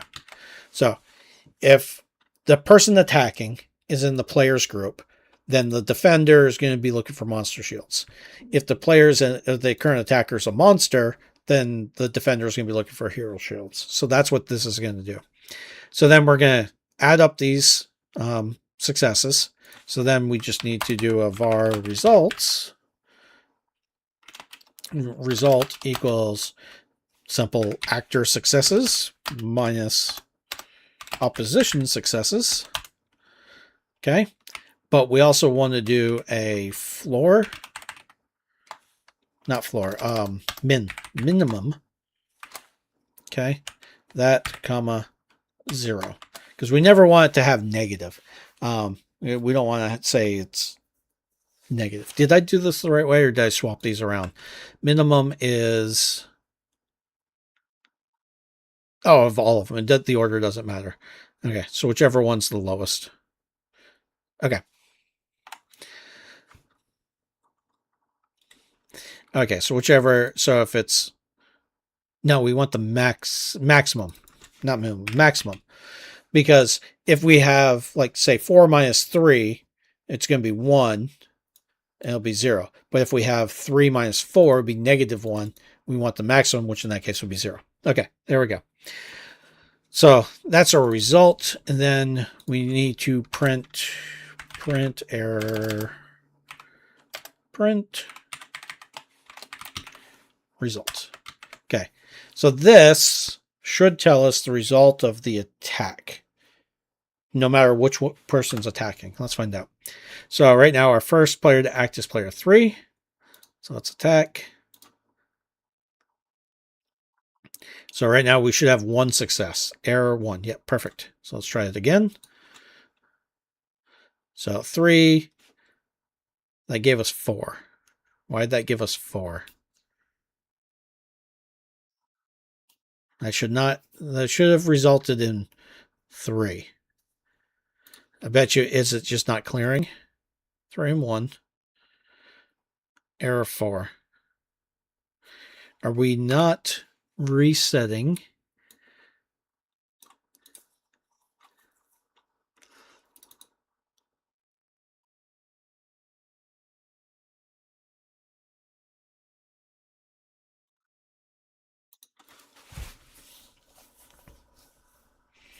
So why is that not calculating properly?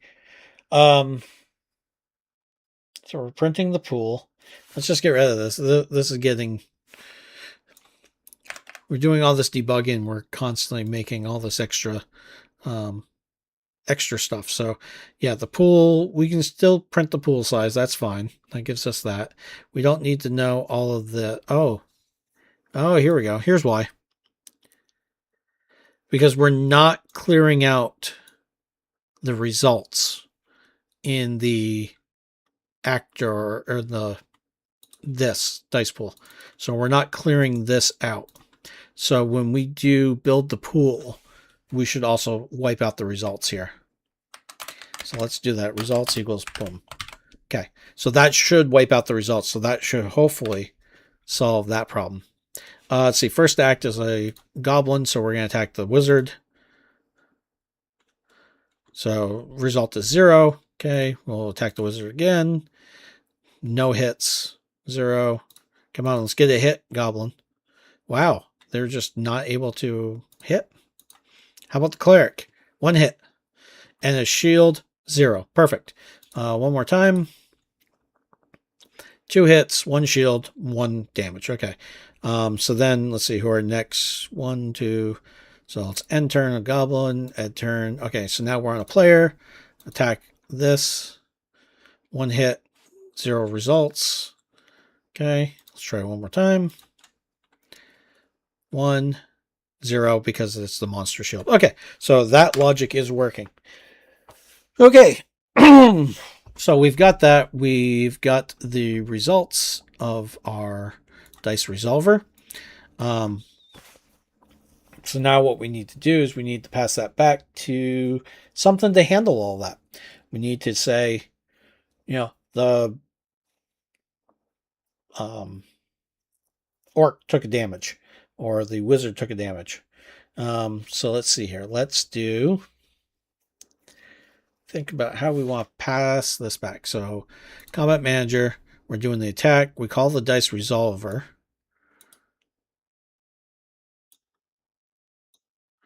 So this is an attack function. So we are doing attack. There's going to be damage.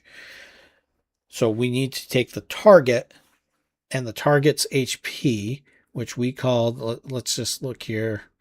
Character stats, character stats. Here we go. Which we called hit points. Here we go. Hit points.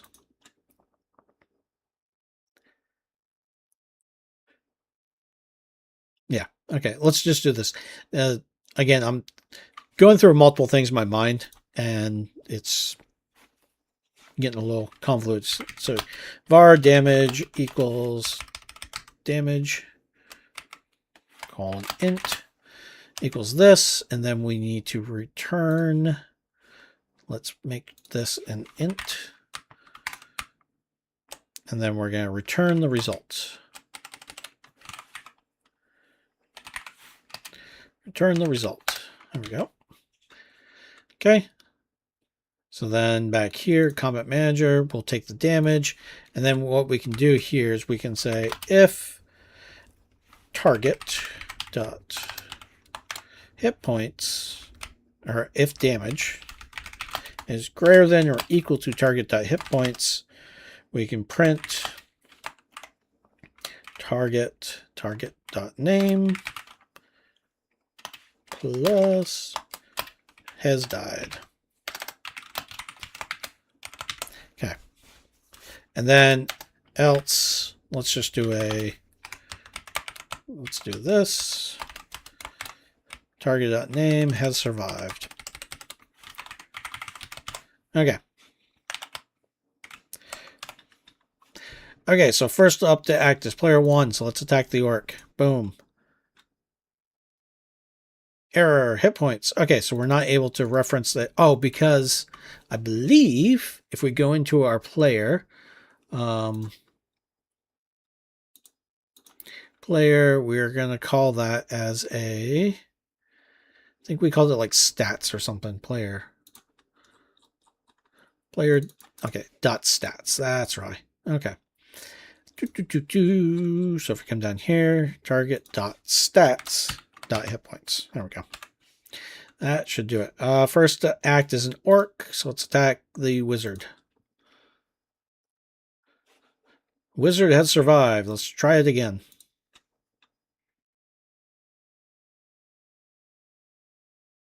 He has survived. Come on, let's kill the wizard. Get better. And he's survived. How about the cleric? Oh my god. I don't know if these are weighted properly. We should be getting a lot more swords than we are.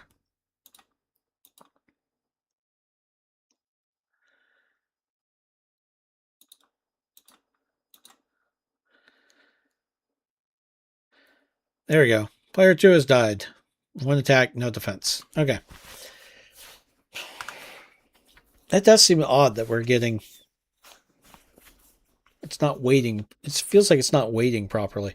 Let's go back and look at our dice scene. Let's just double check. Dice. Or die.scene.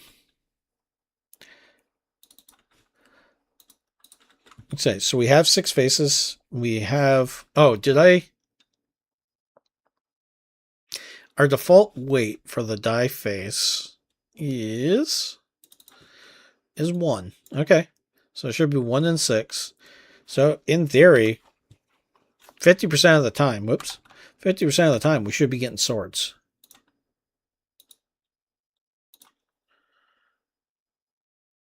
Yeah, I guess it was just a really bad roll last time. Okay. Okay. So we've got that. We've got... What else? What else do we... Let me look through our list here of what we need here for our die roll. Actually, you know what? We've got... Let's jump over here to our Kanban. Where's our card? Here's our card, dice. So we've got the face class, we have the scene, we've got the actor in the posing pool, and we have the dice resolver.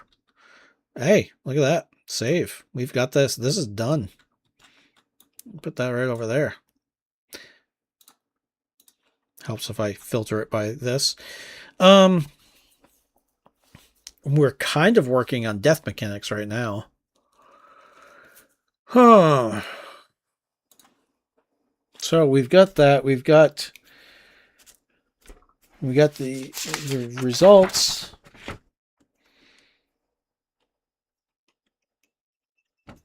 So what we should do, let's see, we've got about 12 minutes left, I think, on the stream. Let's try to implement the death. So that when it dies, let's make sure that we're going to be able to remove the actor from the scene and make sure that we're able to remove him from the initiative order. So let's try that right now. So let's see here. So we have, this is the actor remove. This is in the, I'm in game board. Okay. So we have the target selected. We go through, we go back into our combat manager. Here we go. So if this has happened, so if the target has died, we need to remove them. So then what we need to do is we need to take the combat manager and unregister, which will remove him from the turns. It will disconnect his signals. And it will redo the initiative to put him in the right spot. And then we can call the game board. Do we have it in the game board? Remove what we have in the game board. Game board we have. So in the game board we actually have unregister it and then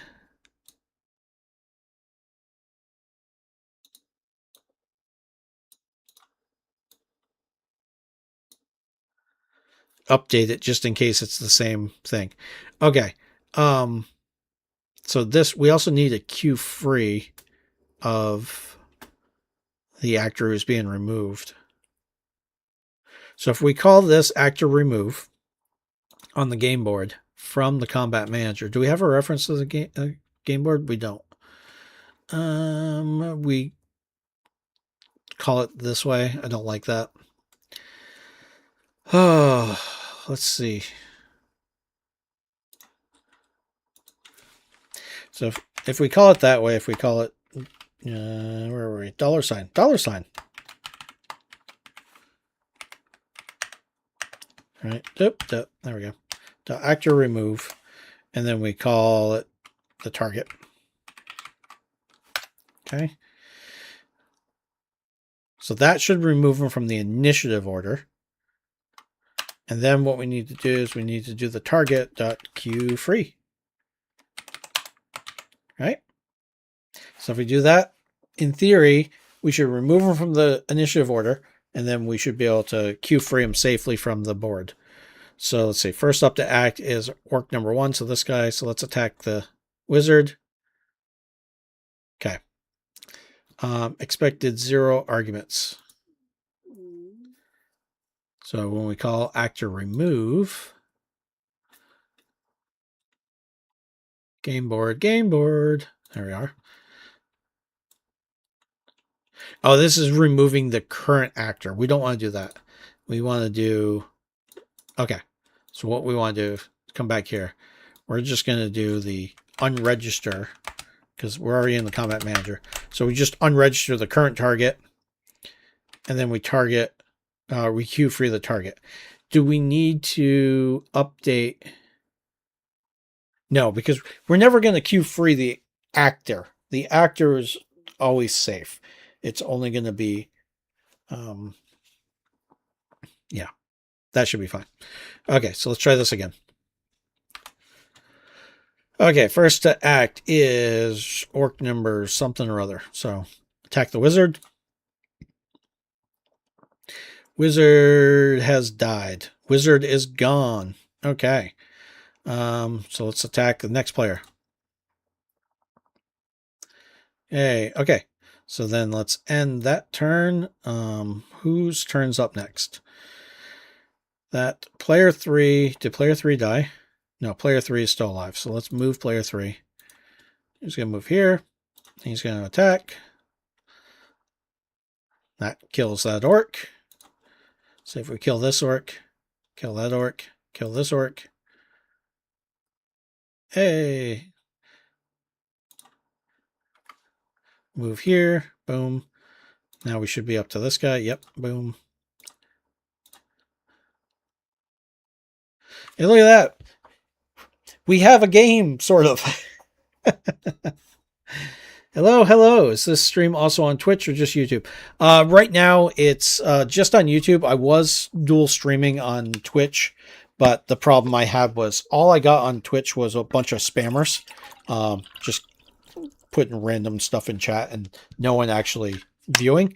So I just my streams are just kind of focused on YouTube. That's where my main channel is. So for right now, it's just YouTube. Plus, it has the video on demand on YouTube. So if you miss the stream, you can still watch it, and YouTube retains them forever. Unlike Twitch, which is only 7 days unless I become a higher ranking streamer, and then it goes up to like 14 days or something. It doesn't last very long. So I think because a lot of my viewers are not live here on the stream, it's just YouTube with the retention makes it easier for people. Okay, let's see here. Great. So we got this. We've got our, we're doing our combat system. So let's go back over here. Kanban. We didn't make any details here, but we have death mechanics, sort of. Because the other thing we want to do is when they die, we want to make sure the treasure reward system works. There's one other thing I want to do, and this has been kind of bugging me, and then I'll probably call it quits for the day, is right now in the game, when we go to move, so if I roll right now and we say player 2 is the first one to go. So if I move, you can see player 2 is highlighted, so I can see that it's his turn to move. I want whoever's active turn to be showing, so I just want to add that in for right now. So whoever the active player is, I want to do that modulate that I do with the move to be whoever active turn is, so I can know which monster is active and stuff like that. So let's see here. So we'll redo the move. Actor move. Where are we doing? Current node actor.activate. So if I go into character body. We go into our activate function. This is where we do the modulate. So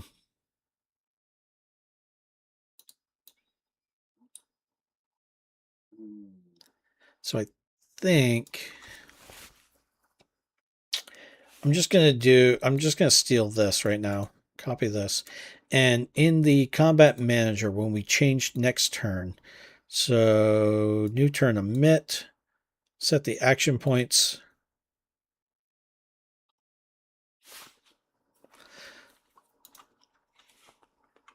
So when this person's turn is over, we want to take the actor and we want to modulate them back to 111. So white. Okay. And then when we do activate them, let's do. I'm trying to remember because we messed with this before. Because we have in a wait, because we have the explore. So let's go back here to end turn. So next turn, advanced turn, show possibles. We wait for the tile to be selected. Okay. And then here, if I do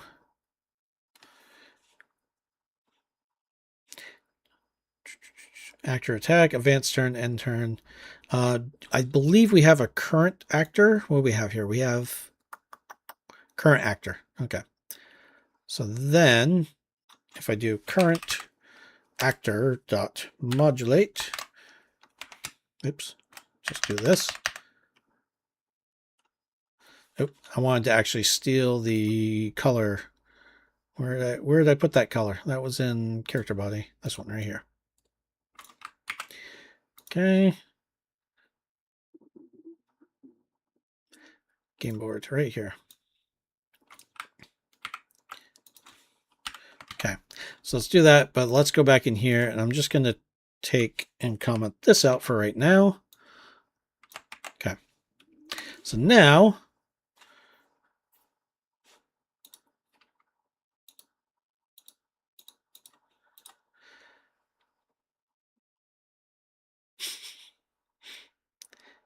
all of those guys are okay, so now we've made ourselves a whole bunch of messed up. 2 steps forward, 1 step back. Okay, so let's go back through. Let's go back into our game board. Let's keep. So this is not actually happening. So let's cut that out. Okay. So don't worry about that there. So when we do, let's look at our ready. On our ready, we set up the stack. We go through all this. Combat manager, set up player list. Okay, so let's go back into update act. Oh, here we go. Update active. So why don't we do that? So when we update the active, we set the color there. And then we can set the current actor back to 1 here. So then whoever was active will become white and the new one will become that color. Where was the other place I did the modulate? Did we remove both places? I think it was in Combat Manager. Yeah, right here. Okay.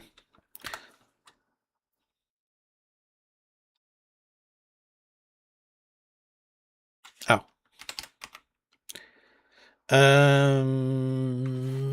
Because we haven't assigned it yet. How about if current actor? Yeah, if current actor. Okay, so if it doesn't exist, we shouldn't set it. There we go. Okay, so now our first actor is this and explore, move on to the next one, next one. Okay, so now we can tell at least whose turn it is when we're doing tests. I don't have to constantly read this. So let's just get rid of this output here. so we don't have to worry about that. I think that's in Combat Manager, print. Where do we set the turn order? Set up here, print, show turn order. Yeah, we don't need that. Okay. Okay. Yep. So here's all of our characters being added. Here's our initiatives. Okay. So then if I attack the wizard, hey, the wizard survived. Okay. Wizard's turn. Attack the orc. The orc died. Okay. And then we can move the wizard over to here. End turn. There we go. Okay. So this is all working. The only thing we haven't done is make the attack subtract an action point. And I think I'm going to call that right now for this. I think I'm going to do that next on tomorrow's stream, because I think there's something else I wanted to do. Let me take a look here. Yeah, because what I want to do is we got two more things. I think we're going to hit tomorrow. Is we're going to trigger a treasure reward when we kill a monster. Excuse me, a monster. We want to drop some gold just to give us, the rough framing system until we get to the items. And then I also need to right now, because if you look, we have the orc. We go to move. The orc doesn't move. It crashes the game.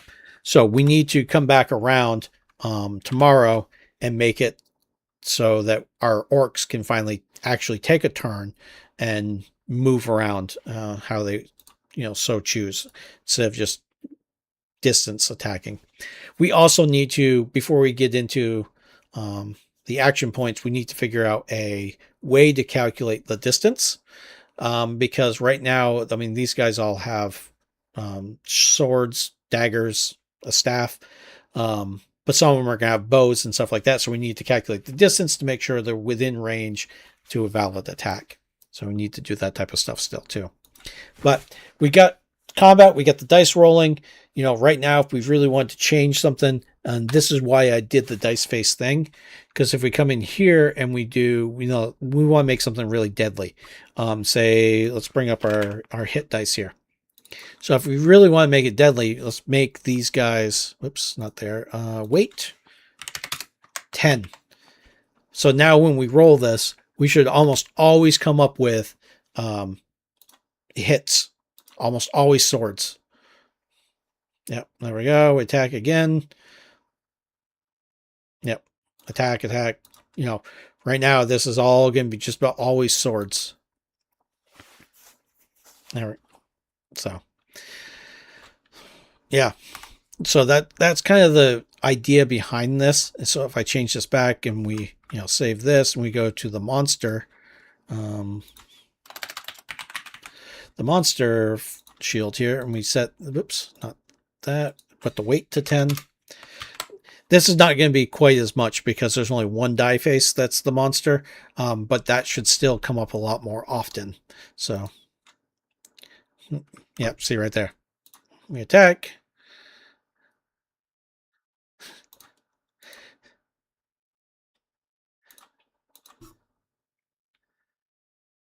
Okay, so now I'm really wondering.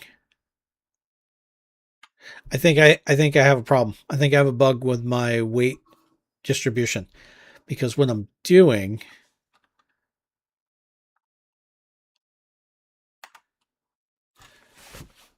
I'm gonna have to think about this. What I'm thinking is happening right now, if we go back into our dice shield, let's see here, die. Here we go. Die that scene.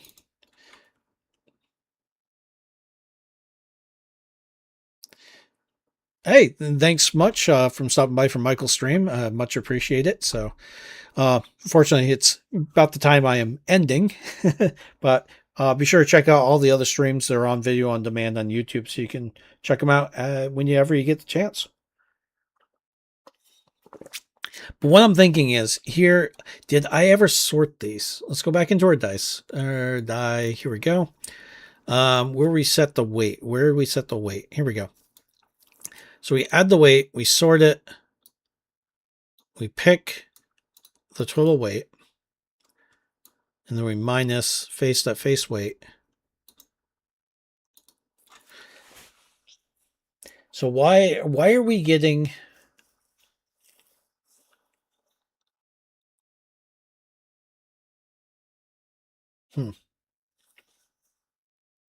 Let's go back. Let's go back to... I may be overthinking this. I may be thinking, because it felt like the swords weren't coming up as often when everything was weighted, even though they should be about 50% of the time. And even when I put those to 10, they still felt like they weren't coming up as often. Yeah, let me go back here. Let's dice face. What do we got? Dice face? Yeah, dice face. There we go. So let's set this back to 1. Hero shield. That one's at 1. Whoops, 1. And hit is at 1. So I set this to 20. In theory, the it's going to be 60 times that the sword should come, or the shield should, no, I meant to do this on the sword. Hit. Here we go. So if I set this to 20, there should be, the weight should be 3 of these. So it'd be 60, then plus 2 for each of the shields. So 62, and then the monster shield would be 63. So 60 out of 63 rolls should come up with swords. Let's see if that's actually happening. Sword, sword, sword. Okay. Okay, I must have just had some bad rolls. I was overthinking it. It looks like it is working. It is working as intended. Okay. Okay, great. Great. Okay, so let's go back and let's fix that so then we don't mess up our stuff. Okay, cool. Okay, so let's see here. I think we're in a good spot right now. A lot of this stuff is going to be done in post-processing, or not post-processing. What am I talking about? Polish is where I'm going to make, like right now the dice look really crappy as they roll across the screen. But we're going to make those look a lot better when we get into the polish stuff. So let's take a look here. We've got roll our attack pool. We roll our defense pool, compare the results, apply the results. Technically we got that. So it basically, we have got the combat resolution working. Monster AI, we need to do that, which we'll work on tomorrow. Death of a monster. If it's a monster, give it a reward. If it's a player, check for game over, which right now, as you notice, when we killed off all the monsters or all the players, it didn't end the game, or in theory, because if you remember back when we set this, I think it's in the GDD, we went through and we said, no, where did we put it? Did we put it in here? Okay, it wasn't in here. I think we established it in one of the places where we said there's only going to be one exit tile. And that's going to be I think it was exit tile. Here we go. Yeah. There's only going to be one exit tile. So even if we kill all the monsters, we're not going to end the game saying, hey, the dungeon's empty, your game's over, because there still could be tiles with chest on it, or a random tile that they explore that creates a new monster or something like that. So, but if all 4 players die, we need to check, make sure the game's over. So dice roll animation is awesome though. I think the dice roll animation is absolute crap, but thanks much for saying that. There's a lot more I can do. It's with it only being 2D and not being a pixel artist. It's kind of a little rough of what I can do, but hopefully going forward, I'm going to be able to tweak it a little bit. I've got some ideas of how I can make it better, especially if I use a tween and I can set up, or even lerps. I can set up some random values so then the dice kind of move at different speeds, but still end up where they need to be to try to give it a little bit more variety. Kind of like the same thing. You don't want to keep using the same sound over and over again because then it gets a little repetitive and people get sick of it. So if I can give a little bit more variability to the dice, especially once we add some sound effects and stuff like that, I think it's going to be a lot better. But I think going forward, that should be pretty cool. But we're doing pretty good. Let's go back. Oh, we should go back over here and stop our timer. Stop. Boom. Okay. So in theory, our dice are basically done. Did we check that as being done? Yes, we did. Okay. So we're at, let's see here. We're at 21.9 hours. So we're at 2 hours into milestone 3 that I allocated for. And we've got a good chunk of this stuff done. And what we're getting very close to this, where the end of this milestone is players can explore the map, draw new tiles, we can spawn monsters, we can fight the monsters, and we can get rewards. So we're getting very close here. So what we need to add in here, this is going to be the next big chunk, is the monster AI to make it so the monsters can actually do something. We also need to do, as you noticed probably in one of my playtests earlier, players can walk right through the monster squares as if they don't exist. Actually, we can even stack them on top of each other. So we don't want to do that. So we want to make sure we mark those as solid, but we'll get to that. I think tomorrow, let me just double check of all the other stuff that we put down on paper. Make sure that, oops, it's too far back. Let's see here. We got the dice resolver, the roll, show the dice, submit the results. We got that. Yeah, enemy controller is next up on my list. So the pursuit of game juice is understandable. Great start, at least, and visually clear on what's happening. Yeah, it's like I said, I want to try to build this full complete game and actually have it work in 100 hours and put it up on Steam, because I've published 15, 18, I've lost track now, games on itch, even a couple for sale on itch, but they have yet to publish a game actually on Steam. So that's the goal for this series, is to build everything on stream, which sometimes is very, very hard, because when I'm not on stream, it's like I'm thinking about the game, and this is the type of game I like to play. And so it's like, I want to jump on, I want to keep working on it. And I was like, nope, I'm going to do it all on stream. So being off stream is counterproductive, because when I want to work, it's like I have to wait for the stream. So hopefully I can get a good chunk of this, because our milestone for playtesting, where I hopefully could be able to put it up on itch and you guys are going to be able to play through it, is going to be right here at the end of milestone 5. We're going to have a complete run. We're going to have a shop where we can buy items and all that fun stuff. And so, that's at the end of our 50. So we're 22 hours in right now, and I'm hoping that we can get there. I have a feeling this milestone is going to take me a little bit more than the 10 hours I have allocated, but right now we're in a good spot in terms of working through our plan, because I allocated 10 hours to each milestone. Both milestone 1 and milestone 2, I only took 9 hours on. So we have an extra 2 hours buffer. And so being now 4 hours into milestone 3, we're technically, budgeted wise, we're only 2 hours into milestone 3. So it's hopefully going to pan out for us, and then we should be able to keep right on track and be able to hit everything as planned out in this milestone guideline template. I don't know exactly what game design plan. How about that? We'll just call it the design plan.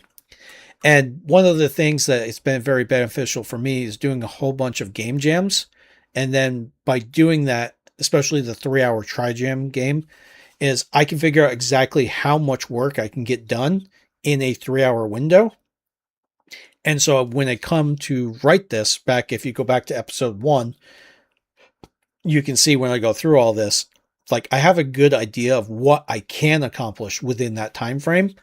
And there are some of those where I believe it was the end of milestone 2, where I got about halfway through milestone 2, we got a little off track, and I was like, oh, we're going to lose some time and stuff like that. But we're able to pull it back in and go, this is where I need to stop worrying about this and move on to something else.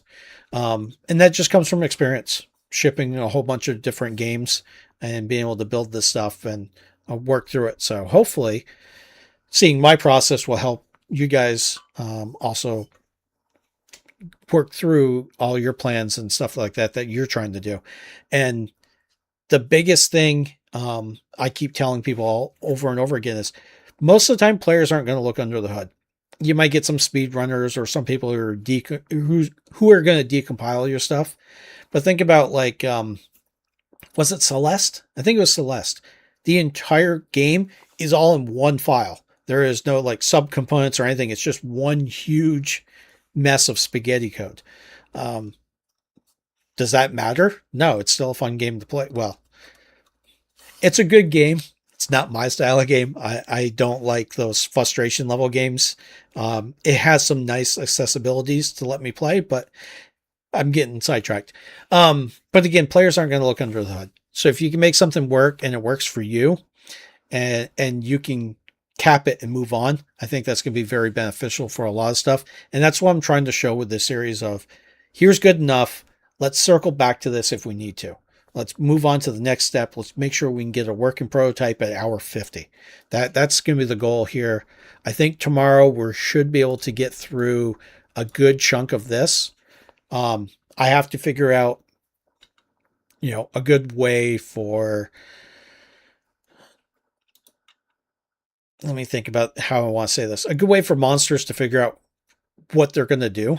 Right now, we're building our characters as every character can attack, and they roll 1 combat or 3 combat die in this case.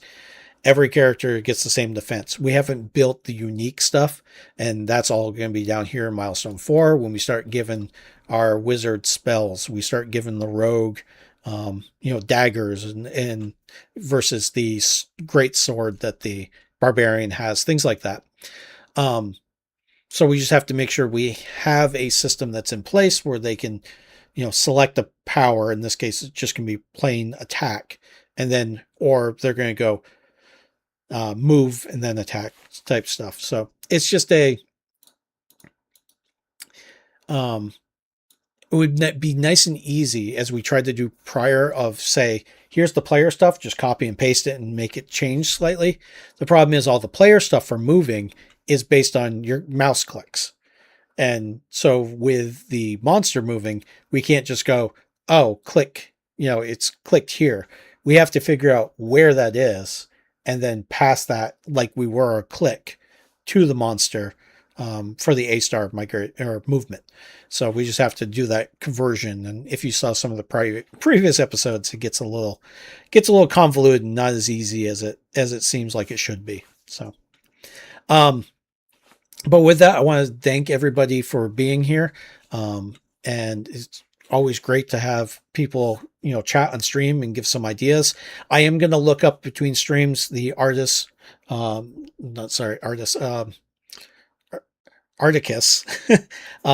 the randomization thing, whether we need to do that with every single call. Is there a benefit, or is that reseeding randomization every time a waste? So I'm going to take a look at that between streams. So I'll have an answer tomorrow morning, and that should hopefully be pretty cool. So I'm trying to think if there's anything else. I don't think so. But I'm going to call this stream good, and I'll see most people. If you want to come back tomorrow morning at 10 a.m. Eastern, I will be back on streaming, and we're going to be working on the monster AI so we can actually maybe even get a playable, something playable at the end of this, and maybe I'll release it slightly early so then people can start poking, but we'll see where we get tomorrow. But until then, I'm going to quickly jump over here and just say thank you again for coming, and I wish you all the best. Feel free to share with me any of your games that you're working on. I've done playtests for a couple other people, so I have no problem playing through all your stuff and giving feedback. It's one of the things I like doing both as a teacher, as a fellow game dev. It's a lot of fun. So till then, I will see you next time.